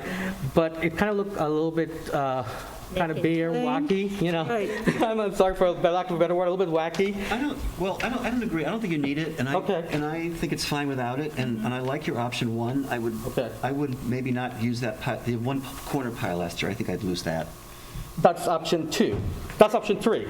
Oh, well, on option one, you've got a pilaster. Yeah, we tried one. That's I get just- rid of it. Yeah, no, we just, What? yeah, we don't have to have it. Okay, yeah, that's what, yeah. We got rid It's of not it. here. No, the A single pilaster. Single. So what would happen, so now you have the rail, yeah, I think the railing makes it seem more like the principal house somehow. It's superfluous, really. Yeah, I thought, It exaggerates, embellishes the thing. We actually have a rendering, I think. So I'm okay on this. I'm sorry with the poor quality, we just ran out of time. So I figured, if this comes up, I did do where we remove it. I think now it looks more like a what it is. farmhouse. Yes. A farmhouse And I'm that fine. it is, yeah. I'm fine with that. we ran out of time. I just was scared about the differentiation, if I'm hoping this word. But I think it's pretty obvious because of the elaborate porch. Yeah. Right. That what, and this if you is what put it's the about, railing right? on, then you get confused. Right, and this is why while it's a beautiful house, that house, It didn't work. this is it. Didn't work, yeah. Okay. Fine. Oh, that's Thank you. brilliant. Okay, so we're okay removing that rail. It's gone. Okay, that's great. Hooray. So we have option 1 with no railing? Yes. Okay. No, it's not, no option, the original. Original. Yeah, I did option 1 and Oh, 2, they okay. just option, but Which is A6. What page are we on? A6. So A6, Oh, A6 is, just don't look at the option. A6, the proposed Woolley Street elevation Right. without the is railing. Without the railing. is accepted without the railing. The one story. Yeah, one. we just explored the piers idea, yeah. All right, so that looks pretty good. Now, let's go on And the by the way, inside of Woolley that. Street is in this case, it's the west elevation, right? Or the East elevation. east elevation, okay, you're right. So I'm sorry, the yeah. Woolley Street is north, North elevation is the rear. yeah, I'm looking for The that. rear. It still seems, so we got, the railings are gone. And you removed some of the glass? Yes, the gentleman, this was suggested and supported by you, Madam Chairwoman, that you wanted this. Yes, set it of was glass. too much, but for some reason, it still seems like a lot. Well, there's a door and, Which ones are there doors? Yeah, it was, those are doors, those are French doors. this was the original design. This was like, you already have a consistency of all the Okay, glass. it was way too much. Yeah. What about that? Could people live with that, or does it seem excessive? And again, this is, I know you mentioned that it's landscaping, right? But there's 12-foot or so hedges, and if you look... We can't, it's not Right, hiding but it. you We have to talk about the building because we're not, that is what the object is here. Right, I appreciate... And you're doing a good job. Absolutely. Thank you. But, I'm just... Now, is the railing on the The railings are gone. rear elevation, the north/rear elevation, is that coming off too? No, that's the deck off the bed. That's Oh, why I wanted a clarification. What? This is a This is not, this is the other one that we took off. This is the decorated part. This is the decorative Oh, part. half of it, right. Right. Okay, this stays. So, all right, so now we're dealing with a second floor deck How deep is the on deck? on an antique house. Well, I mean, this is the newer addition, and, okay, so, I mean, this falls into the harmonious factor. Am I correct there? It really falls in, it's really facing the back, and you will not see this from the street. Okay, it's from the line of sight, you will not see this, but there's also Oh, from the 9 line of sight. homes we found immediately on M, on Woolley, that have the rear deck off the bedroom.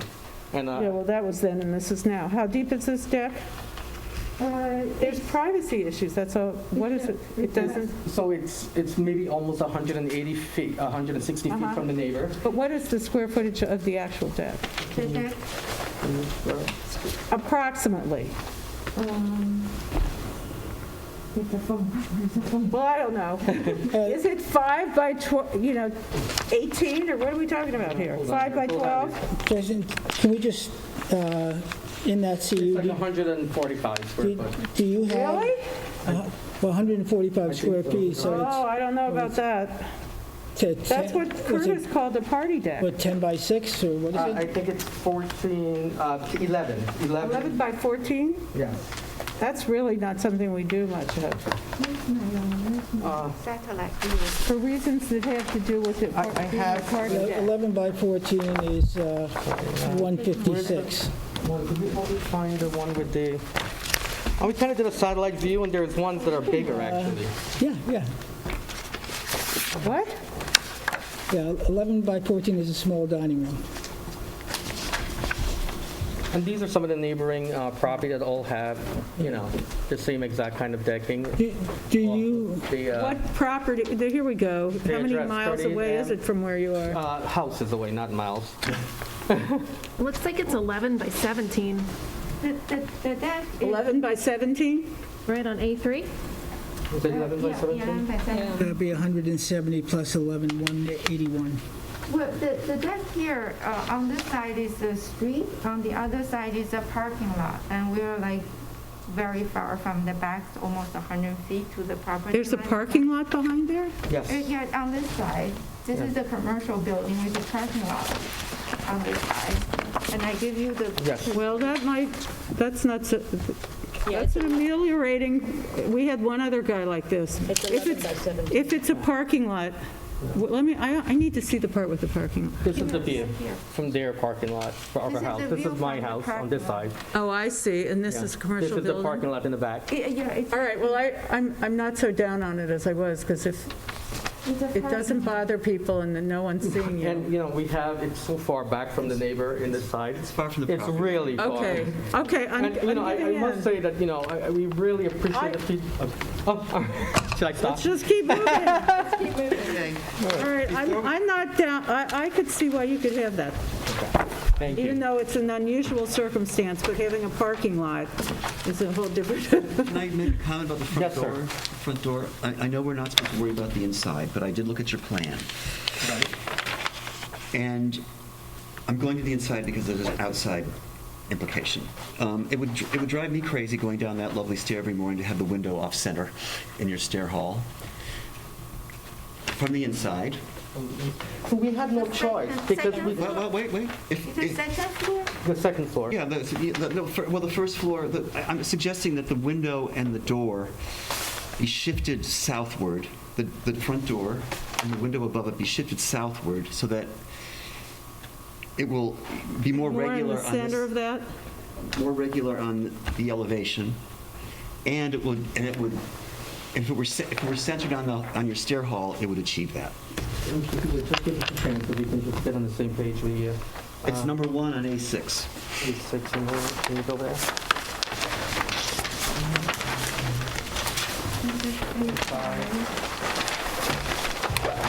Can I get that? All right, here we go. This is the old A6. So we're talking about this door and the storage The real structure. door. Okay. Front door, yeah. That's the main door, right? No, But the other one's on. the Hampton Road. Oh, that's the main door. I'm That's the sorry. main door. Yeah, this is a side side door. door. This is the side door. Okay, I didn't And realize. Zach also felt in his report that I read that this was maybe created later on. And it was really Right. the Hampton door that's the real door. For the people who came in the summer, some crazy Right. thing. Something like There that. was, like in the 20s, people did come.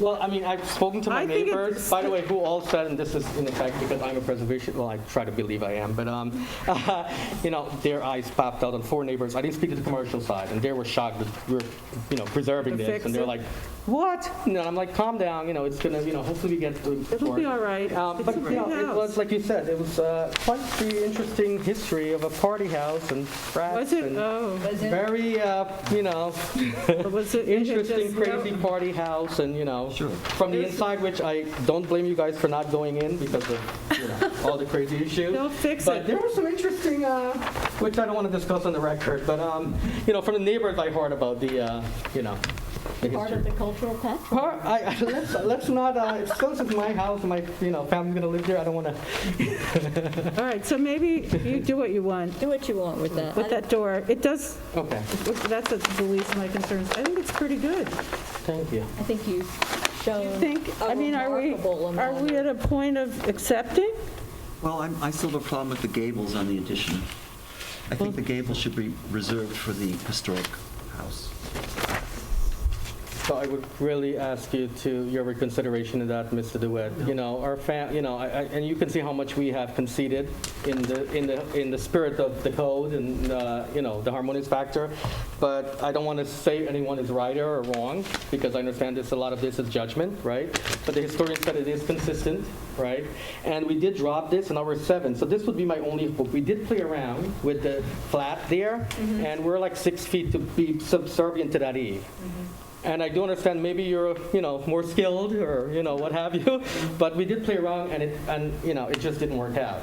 So, and the hip, of course, what I was told is not, consistent. I think he misunderstood or misspoke, because hips are as Italian as can be. Oh, okay. It is absolutely true that the Italian emphasizes the horizontal of the eave, and the roof, if there's a roof, is recessive.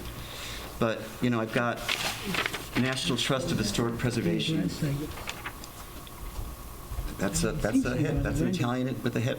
And this is our own Southampton, okay, which has a hip. It's Italian house. So I believe a hip is completely consistent and is actually more Italian than a gable, though it's a farm, but they're fine. So that's my issue. Now, the other part of, I think the roof plan, particularly the...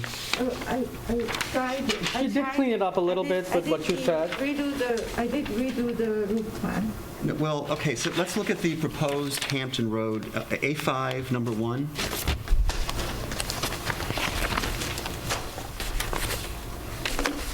Is that the one that just fell off?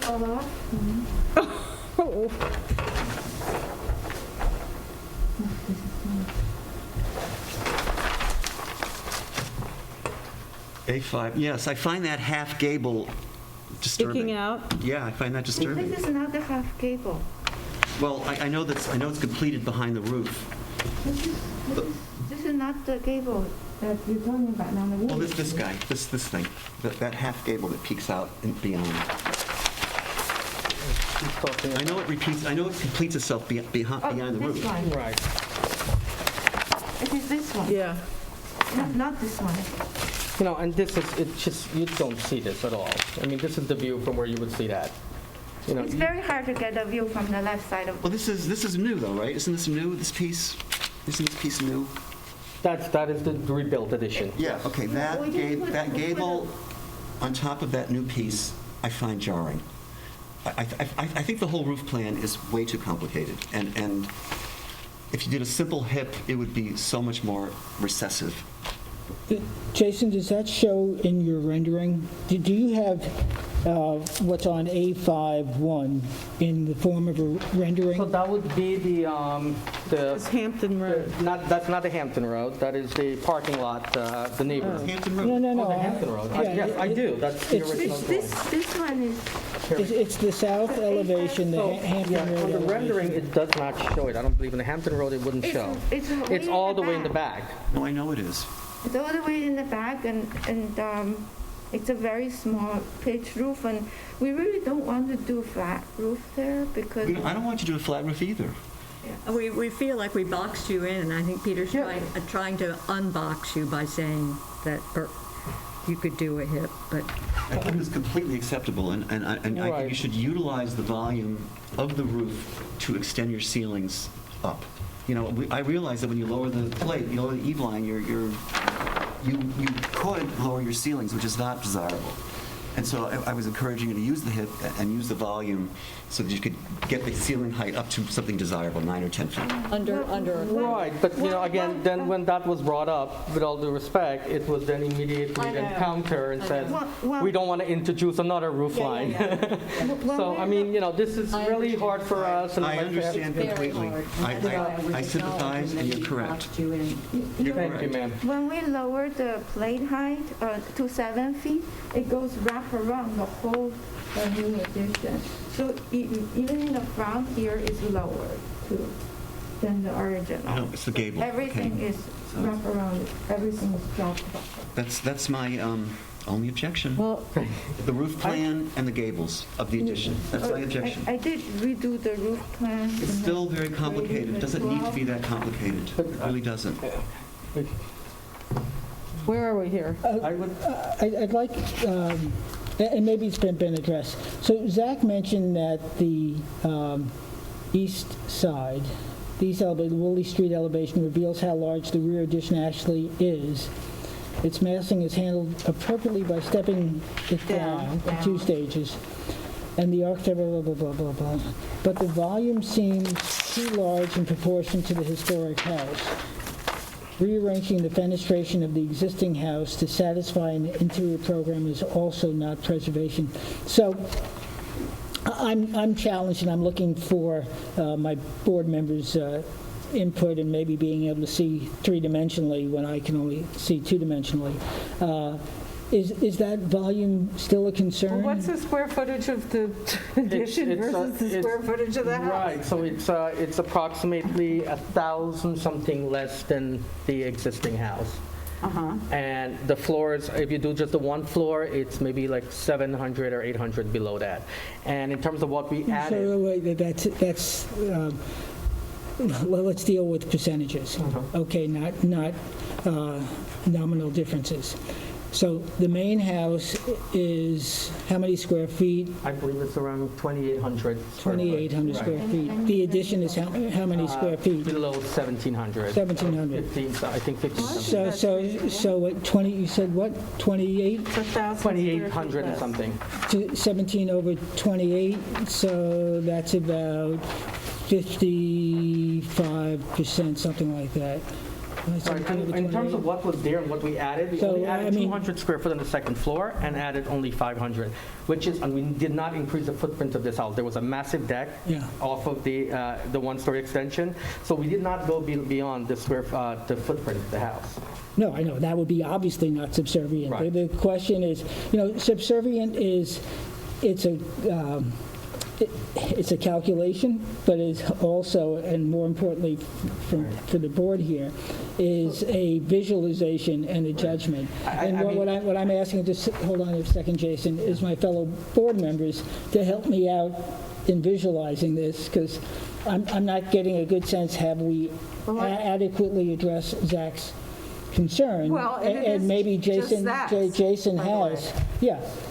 And Jason perhaps has adequately addressed that. So again, I personally think, I wouldn't just pick out how they did it, but I think they tried hard and it's pretty good. And we also did max out the GFA. We have like 800 square foot more. And I mean, I'm just, we tried our best. So I guess, I have some issues with how the glass in the back and stuff, but if you can't see it, some people need to live there. It's not perfect, but I think you did a good job. Others have, I think the roof plan is not good, I'm sorry. It's got crickets galore. I just don't think it's a rational roof plan, and I think that you will see that when it's built.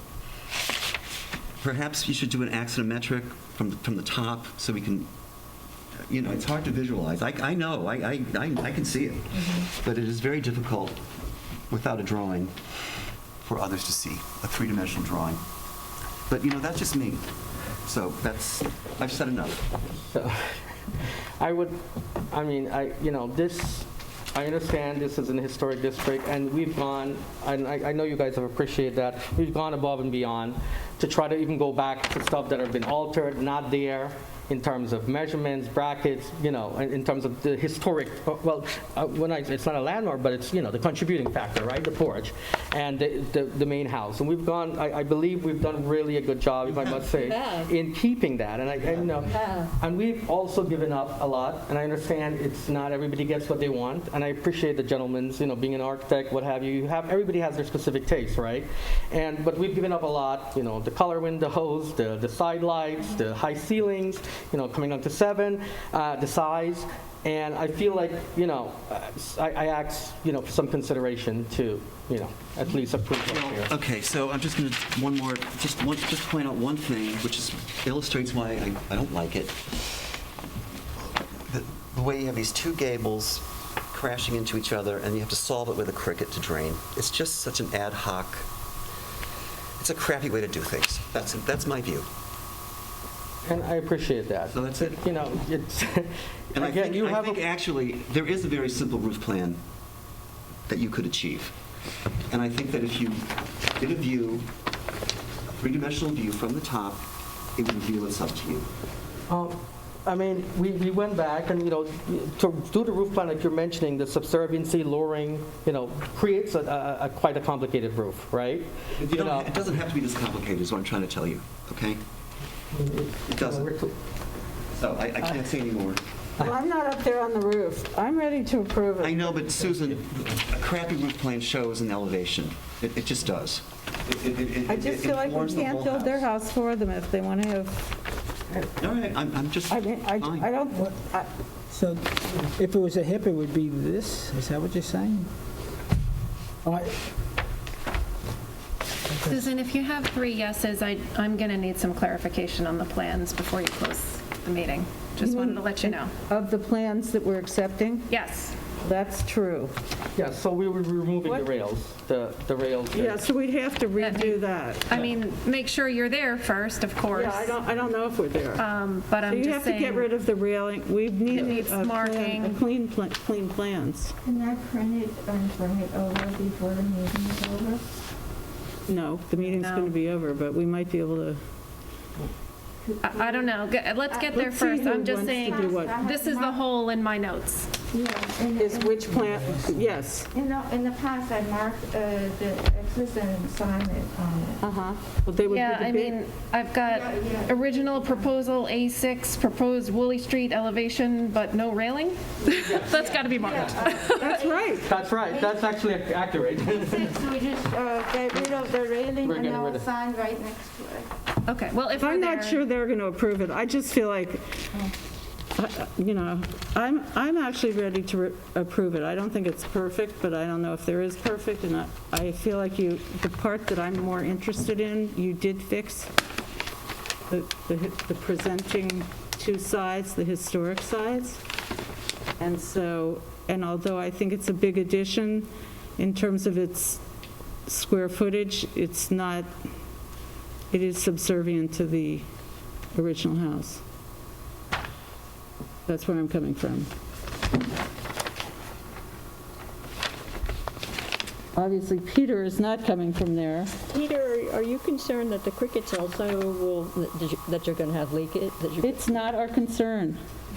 No, it isn't our concern, but when you rely on crickets, it means your roof plan is. It's not our, we cannot be the builders, that's all I'm saying. No, I'm just We're saying into what it looks like, and if it meets criteria in terms of preservation. No, I think the gables do not meet the criteria. Okay, well, that's different. Well, that's fine. That's making the roof. That's making the crazy roof plan. Right, and Mr. DeWitt, I appreciate you have a predisposition to, because you have your style and your experience, but unfortunately I don't have you as my architect, so it's very difficult. We've gone back, and I feel like we've gone through the historical house in detail the last time, and I really ask for everyone because. So that's my argument. Is the historical part is good. Right. Yes. So the rest of it. I never think the rest of it's good. That's just me. Whenever you add on to it, but I think it's okay. How about you, Jeff?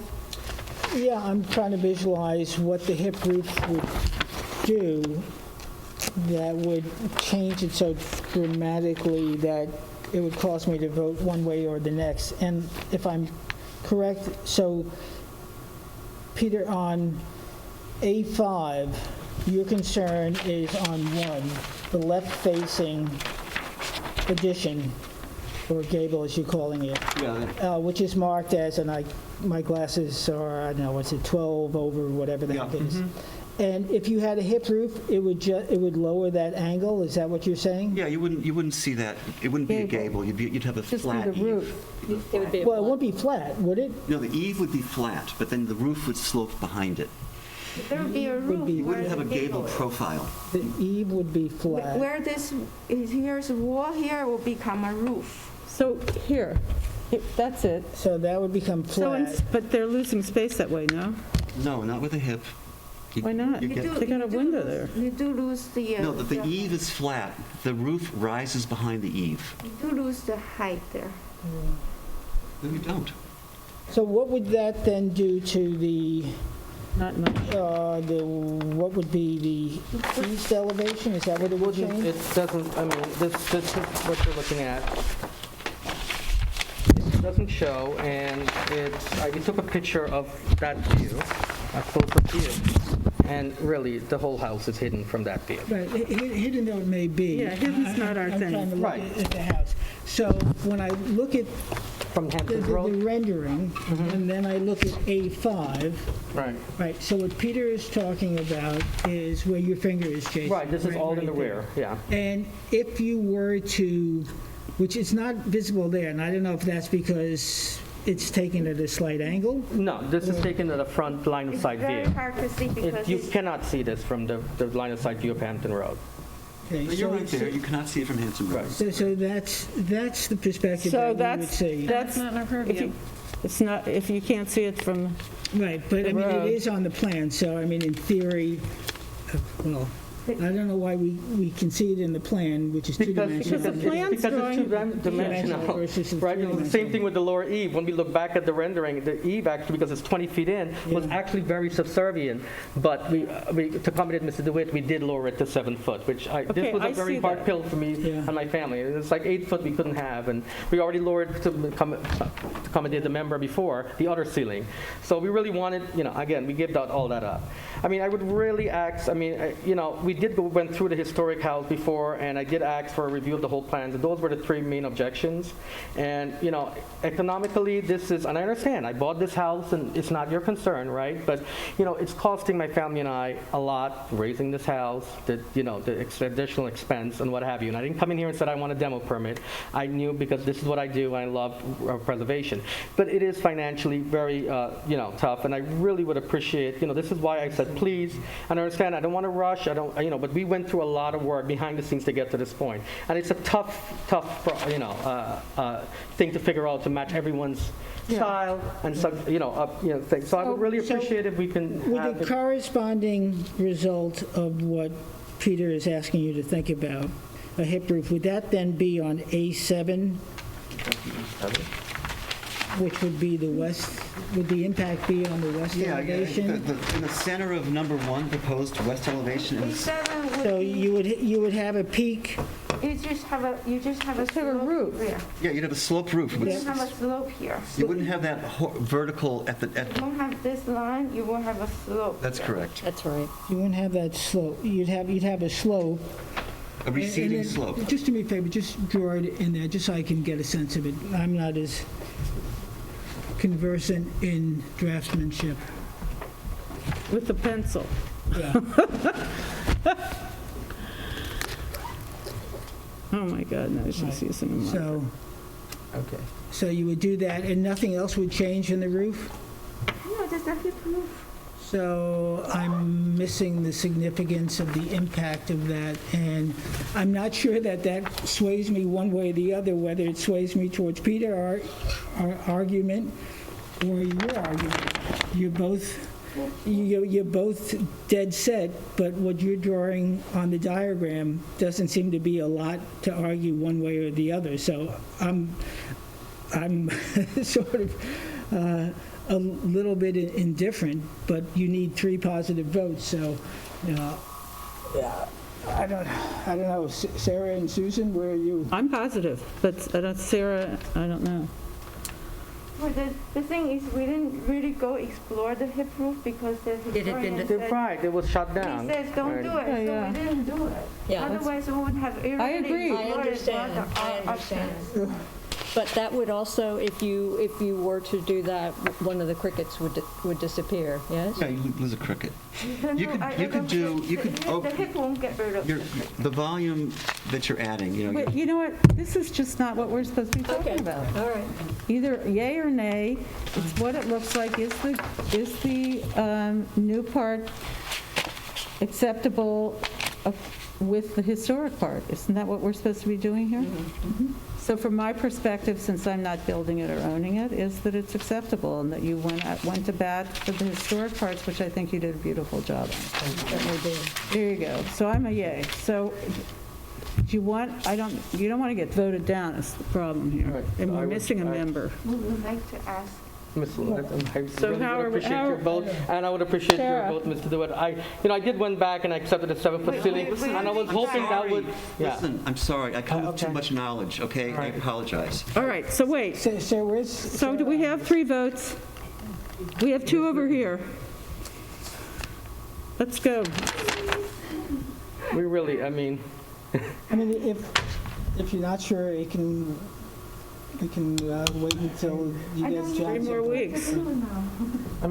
this would really, it's not The feasible solution for is my very family and simple, I. I mean, Lucy. It really is. If you did a view from above, you would see it instantly.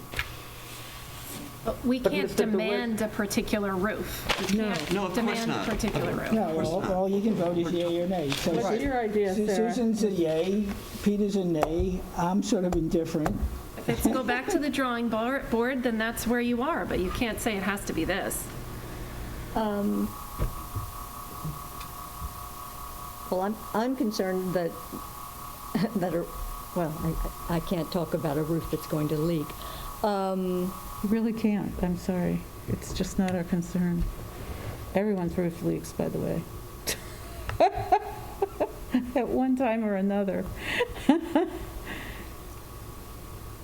The question is the design, is the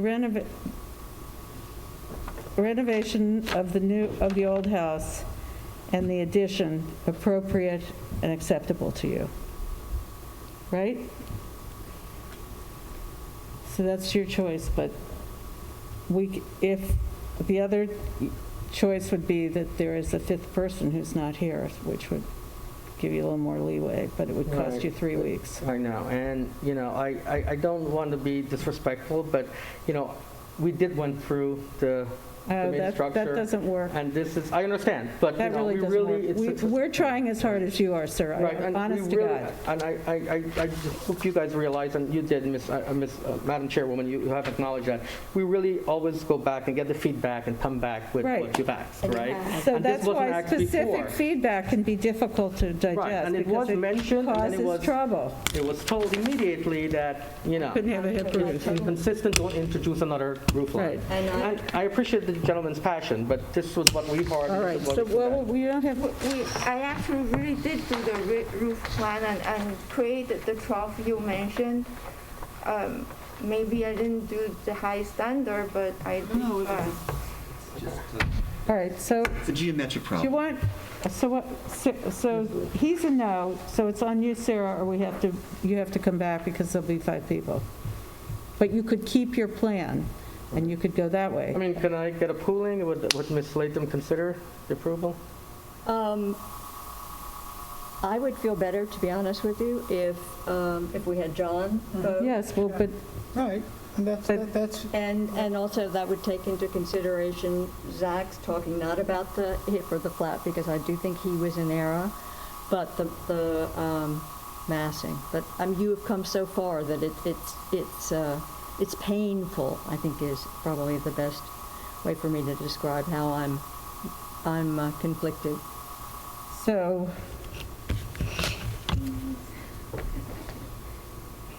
I don't know what to do. I'm only one vote, I think you're not going to get 3 positives. So the answer is simple. You wait until there's a 5th board member.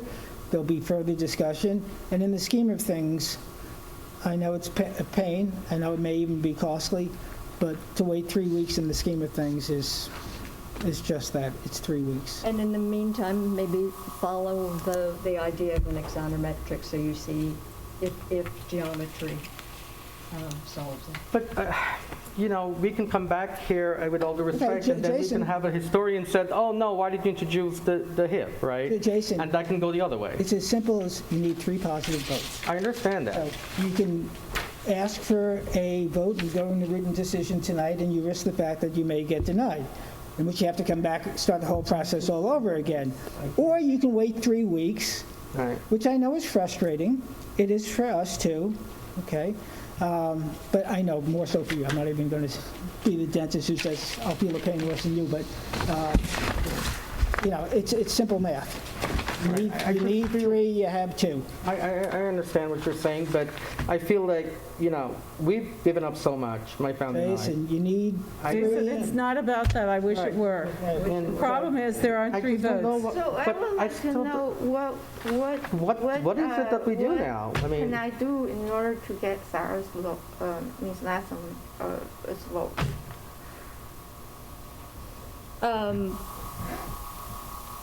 I don't think Sarah or any other board member should be impressed upon on an emotional level to grant them. No, don't take this personally. I'm taking it personally, though, because I that's just not think we fair. should just end the discussion. I don't know what to do.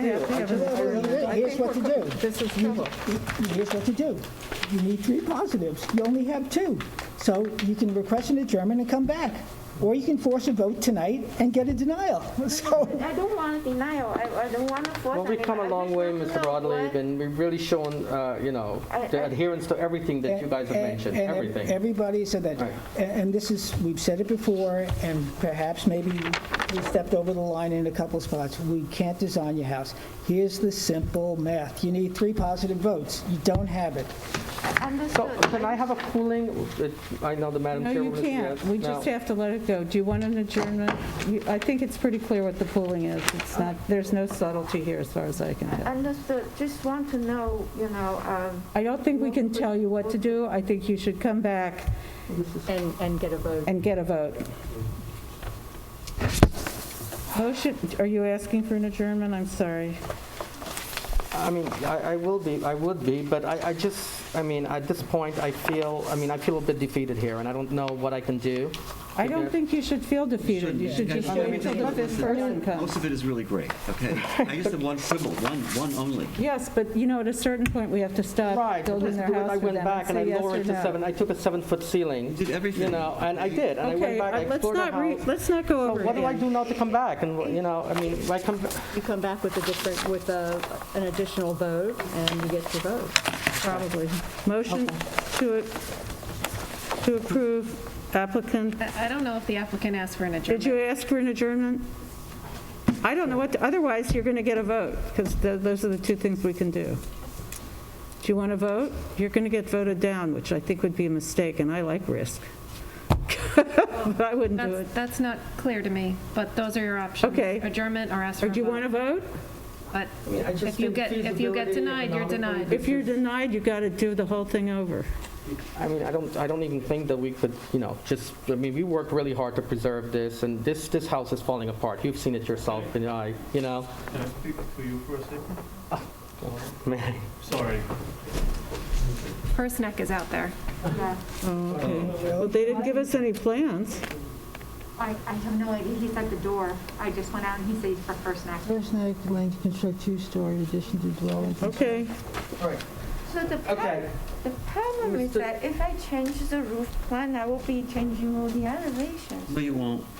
Oh, we can't do this. Talk like Okay, this. so, Mr. DeWitt, lowering that one roof behind, to the hip, as you mentioned, would that then, would you be likely to approve the application? No, we can't do it this way. Well, then he's the one objecting to it, and, that was his objection. No, you have This to- is kind of haphazard. How do I know what to come back with to get the votes, if I can ask that? Well, here's something. It's very simple. Right. There are 5 people who constitute a full board. Right. Now you have a partial board. Right. So that puts you at a disadvantage. With a full board, you can come back with the exact same plans and take the chance that the fifth board member will vote in your favor, or maybe somebody else will have a change of heart or whatever. But you'll have a full board. Now, it's possible, too, that when you come back, there may be a further objection. But that's just the nature of the numbers and the representation of the board. But what you can be assured of tonight, based on the constitution of the board and what's been expressed, that you're going to get a denial, which will set you back not 3 weeks, but more like 3 months. It's not the time, it's just that when we go back, it's a frustration to understand what everyone wants, right? Here's what- Because it's I different don't think you members. should. Okay, You know, so it's different members. We've gone, look at another house. We come back, Lord this eve, and this is why I wanted as much feedback as possible, because essentially now I'm designing to please the comments, Well, right? that's not a good idea. We've achieved the subserviency, we've achieved the harmonious factor, and these are the code. But they're also code of undue economic issue here also too, because there's a responsibility, right? And we've been really, really, Okay, I just don't know, if I lowered this, I need to know. If I lower this, so that some other member have an objection to it. So I can't tell you. I would Jason, Clara, did he achieve the subserviency? He did. And he followed the advice of Yeah, I think she's right here. our historian. He did. So, And basically by doing so, he got boxed in, and that's what I feel most horrible about.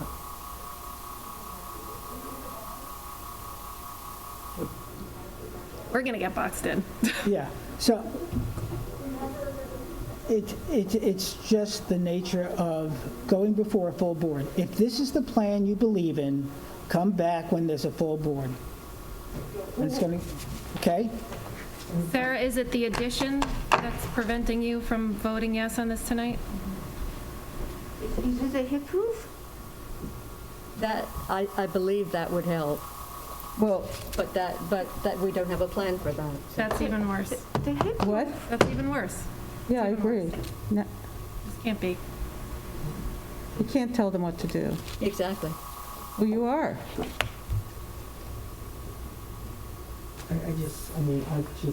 I don't know what to do. I feel that you met the criteria, and that just getting told one thing after another is not And I know this is acceptable. not your concern, Mr. Broadleaf, but it is my family's concern. Yeah, And we've given up a lot. And, Ms. Latham, I really thought that I would have your support, because I lowered that ceiling and bring back that historical window. And that was, All right, Jason, I don't let's want just to be not do contentious. this one, please don't. Let's stop talking. Permit, because this is just too much. I just don't know if it's, we come back, this is regressive, right? We went through the whole historical house, we had no So, objections, could we were you told just it's wait a minute? amazing. So, right? counsel, what's your advice to me? I just, I tried, I have, to get somewhere, but I'm Look, getting I think- nowhere. and it's regressive, we're going Okay, back when we. hold on. We're having too much cross conversation here. This is very simple. I'm sorry for raising my voice, but we've been spending a half an hour talking about process. See, you've been through this experience many times. Sometimes you've come back to 6 sessions, and oftentimes you've come back when there's a full board, when there's been or not. Sometimes attorneys in the area purposely come back when there's a full board or a partial board. That's just the situation now. Jason, you have a choice to make. Either go with this design, with this board, and subject yourself to a denial, go with this design, come back in 3 weeks and subject it to the full board and see what happens. That's the choice, okay? Well, my question is that what's the advantage of getting a hip roof? Gets rid of the gables, makes it more recessive. I don't think we cannot be discussing this way. I got shut down once when we're doing the historic house. I was please. 169 It seems Elm that there was a Street. no-win I did the hip situation here. roof, and I was turned down. Says that you're not supposed to do hip roof on the historic house that only has gables. So this house, the existing house, doesn't have one piece of hip. I know, we want to, So- well, we've said it already, I'm sorry. Okay, I just think, we cannot keep rehashing this, please. I understand. I just So want to say either one do you thing. want do you want us to vote, or do you want an adjournment? Or if some board members want to speak up and say that they'll approve it, that would be, But those are the choices. It I would seems that they strongly are not suggest a going to. reconsideration this one, because I feel like, the problem is that I don't know what to go back, and I understand you say come back to full board, but then the last one, I thought we finished the historic side, right? And that was done, and then, there was no comment about this side. The gentleman mentioned the eave, we lowered the eave to his desired comment. We went back, we did exactly that. We removed the glass, the other gentleman suggested. So it's regressive, right? And, it's just like, at this point, it's not economically feasible for me and my family, and, I don't know. I've invested the money, and I agreed to put up the additional hundreds of thousands, raising, preserving, right? And at this point, I feel very defeated, and I feel like we should just go redraw the application and come and ask for a demo, because so much have changed. You wouldn't get a demo. I don't know, Madam Chairwoman. I feel like we really work hard. We really work hard at this. And I feel I feel very defeated here. Sorry. Yeah. Is there anything I can do? Well, I'll tell you what I'm going to do, based on what you just said. I'm going to change my vote to a no. Okay? No, come on. We're not doing that. That is just really out of control. Come back and, my recommendation, swallow deeply. Okay? They can Not do what they want to defeated. do. This is an iterative process. Okay? We're all very accommodating, want to be accommodating. I said what I said for rhetorical purposes. I have no intention of doing that, okay? But the reality is, the board is constituted, we've said this a half dozen times. See, I know you're very persistent, and I love that about you, but you've also experienced coming back multiple times. Jason, that's just the nature of the beast, okay? All right, so... But may I say one thing, Mr. Broadleaf? So my thing is, I hear from the board, which I'm very respectful of, right? And I go back and I make the changes and the accommodation. And that's what I've been doing. That's what we've done every time, right? And the response was, the last time we were here, the historian was asked, well, how does he feel about what we did with the historic house? And he said, you did extraordinary, you went beyond, right? Also, the historian raised some issues here about subserviency and fenestration. So you know what? Next session, he'll be here, you'll have a full board, you can resolve these issues, it's an iterative process. All right, are you asking, My question, I have one question. All right, I'm going to close this down, otherwise I can't spend all night arguing. What do we gain by doing the hip roof?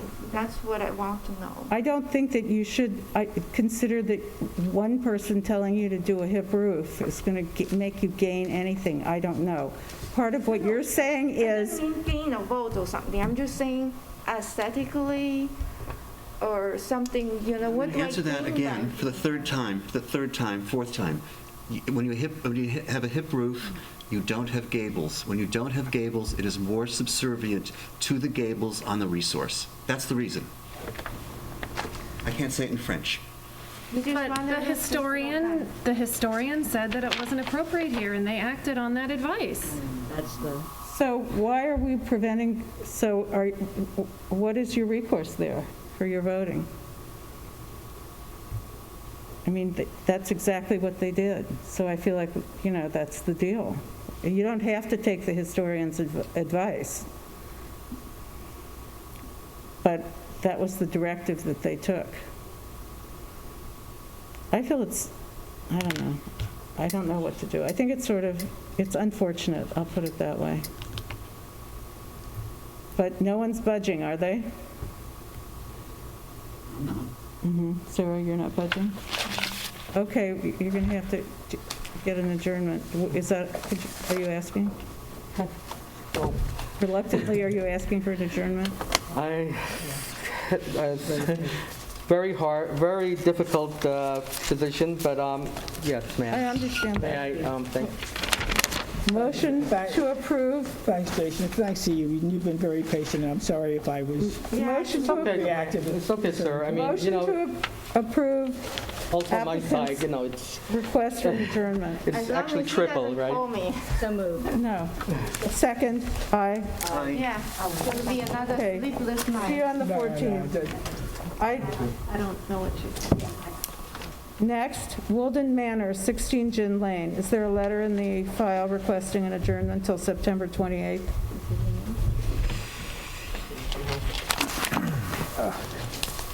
Are those new plans? Yes, there is. Yep, an adjournment until... We don't do new plans. September 28th. We were hoping that you might look at them. We've been working on them through today. We made a lot of improvements. Come up, first, please state your name. We got to do Walden Manor first. Oh, they requested an adjournment until September 28th. Motion to approve applicant's request for an adjournment. So moved. Second. Aye. Aye. Aye. Okay, next, 412 First Neck Lane LLC, 412 First Neck Lane.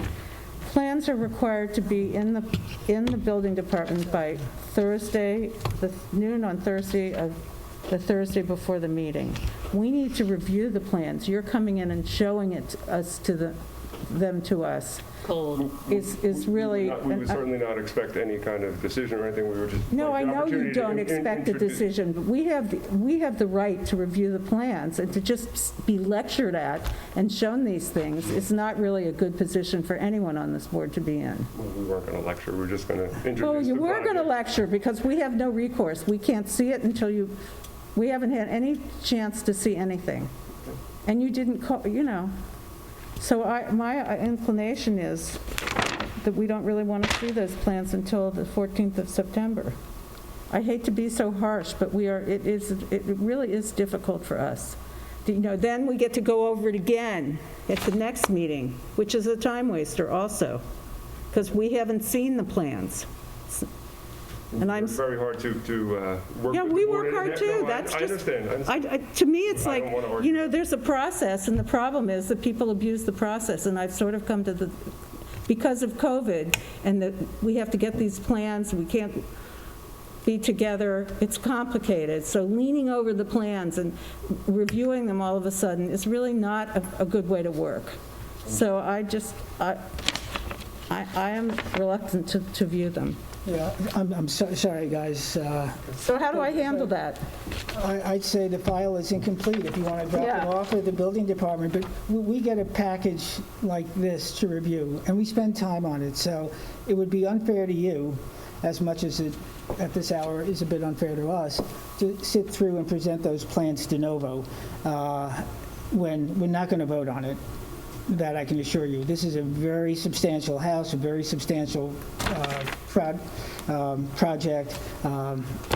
So I just don't feel we can give it the level of attention So we need that 7 it small needs. sets in the building department for us to review it. We're happy to look at them as soon as possible and to really think about it, but to do it now at the end of a meeting when people did this for years, and we've changed our procedures, so I'm going to have to make I wasn't aware of that. I would not have taken- Yeah, sorry, guys. Okay. Missed the deadline. We do have the 7 sets, and we have the full sets, but we don't want to.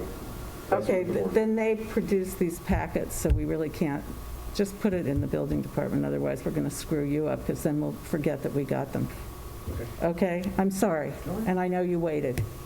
Thank you. All right, Really so golly. what is the legal? Files incomplete, we'll review Yeah, it the next okay. Motion to close the meeting. Wait, Yeah, that's fine. Isn't that right? I think we move to adjourn the application of some, as the file is incomplete. For 412 First Neck Lane, motion to adjourn because of an incomplete file. So Do I have a moved. second? Second. Aye. Aye. Aye. Next, motion to close the meeting of the Board of Architectural Review for August 24th, 2020. So moved. Second. Second. Aye. Aye. Aye.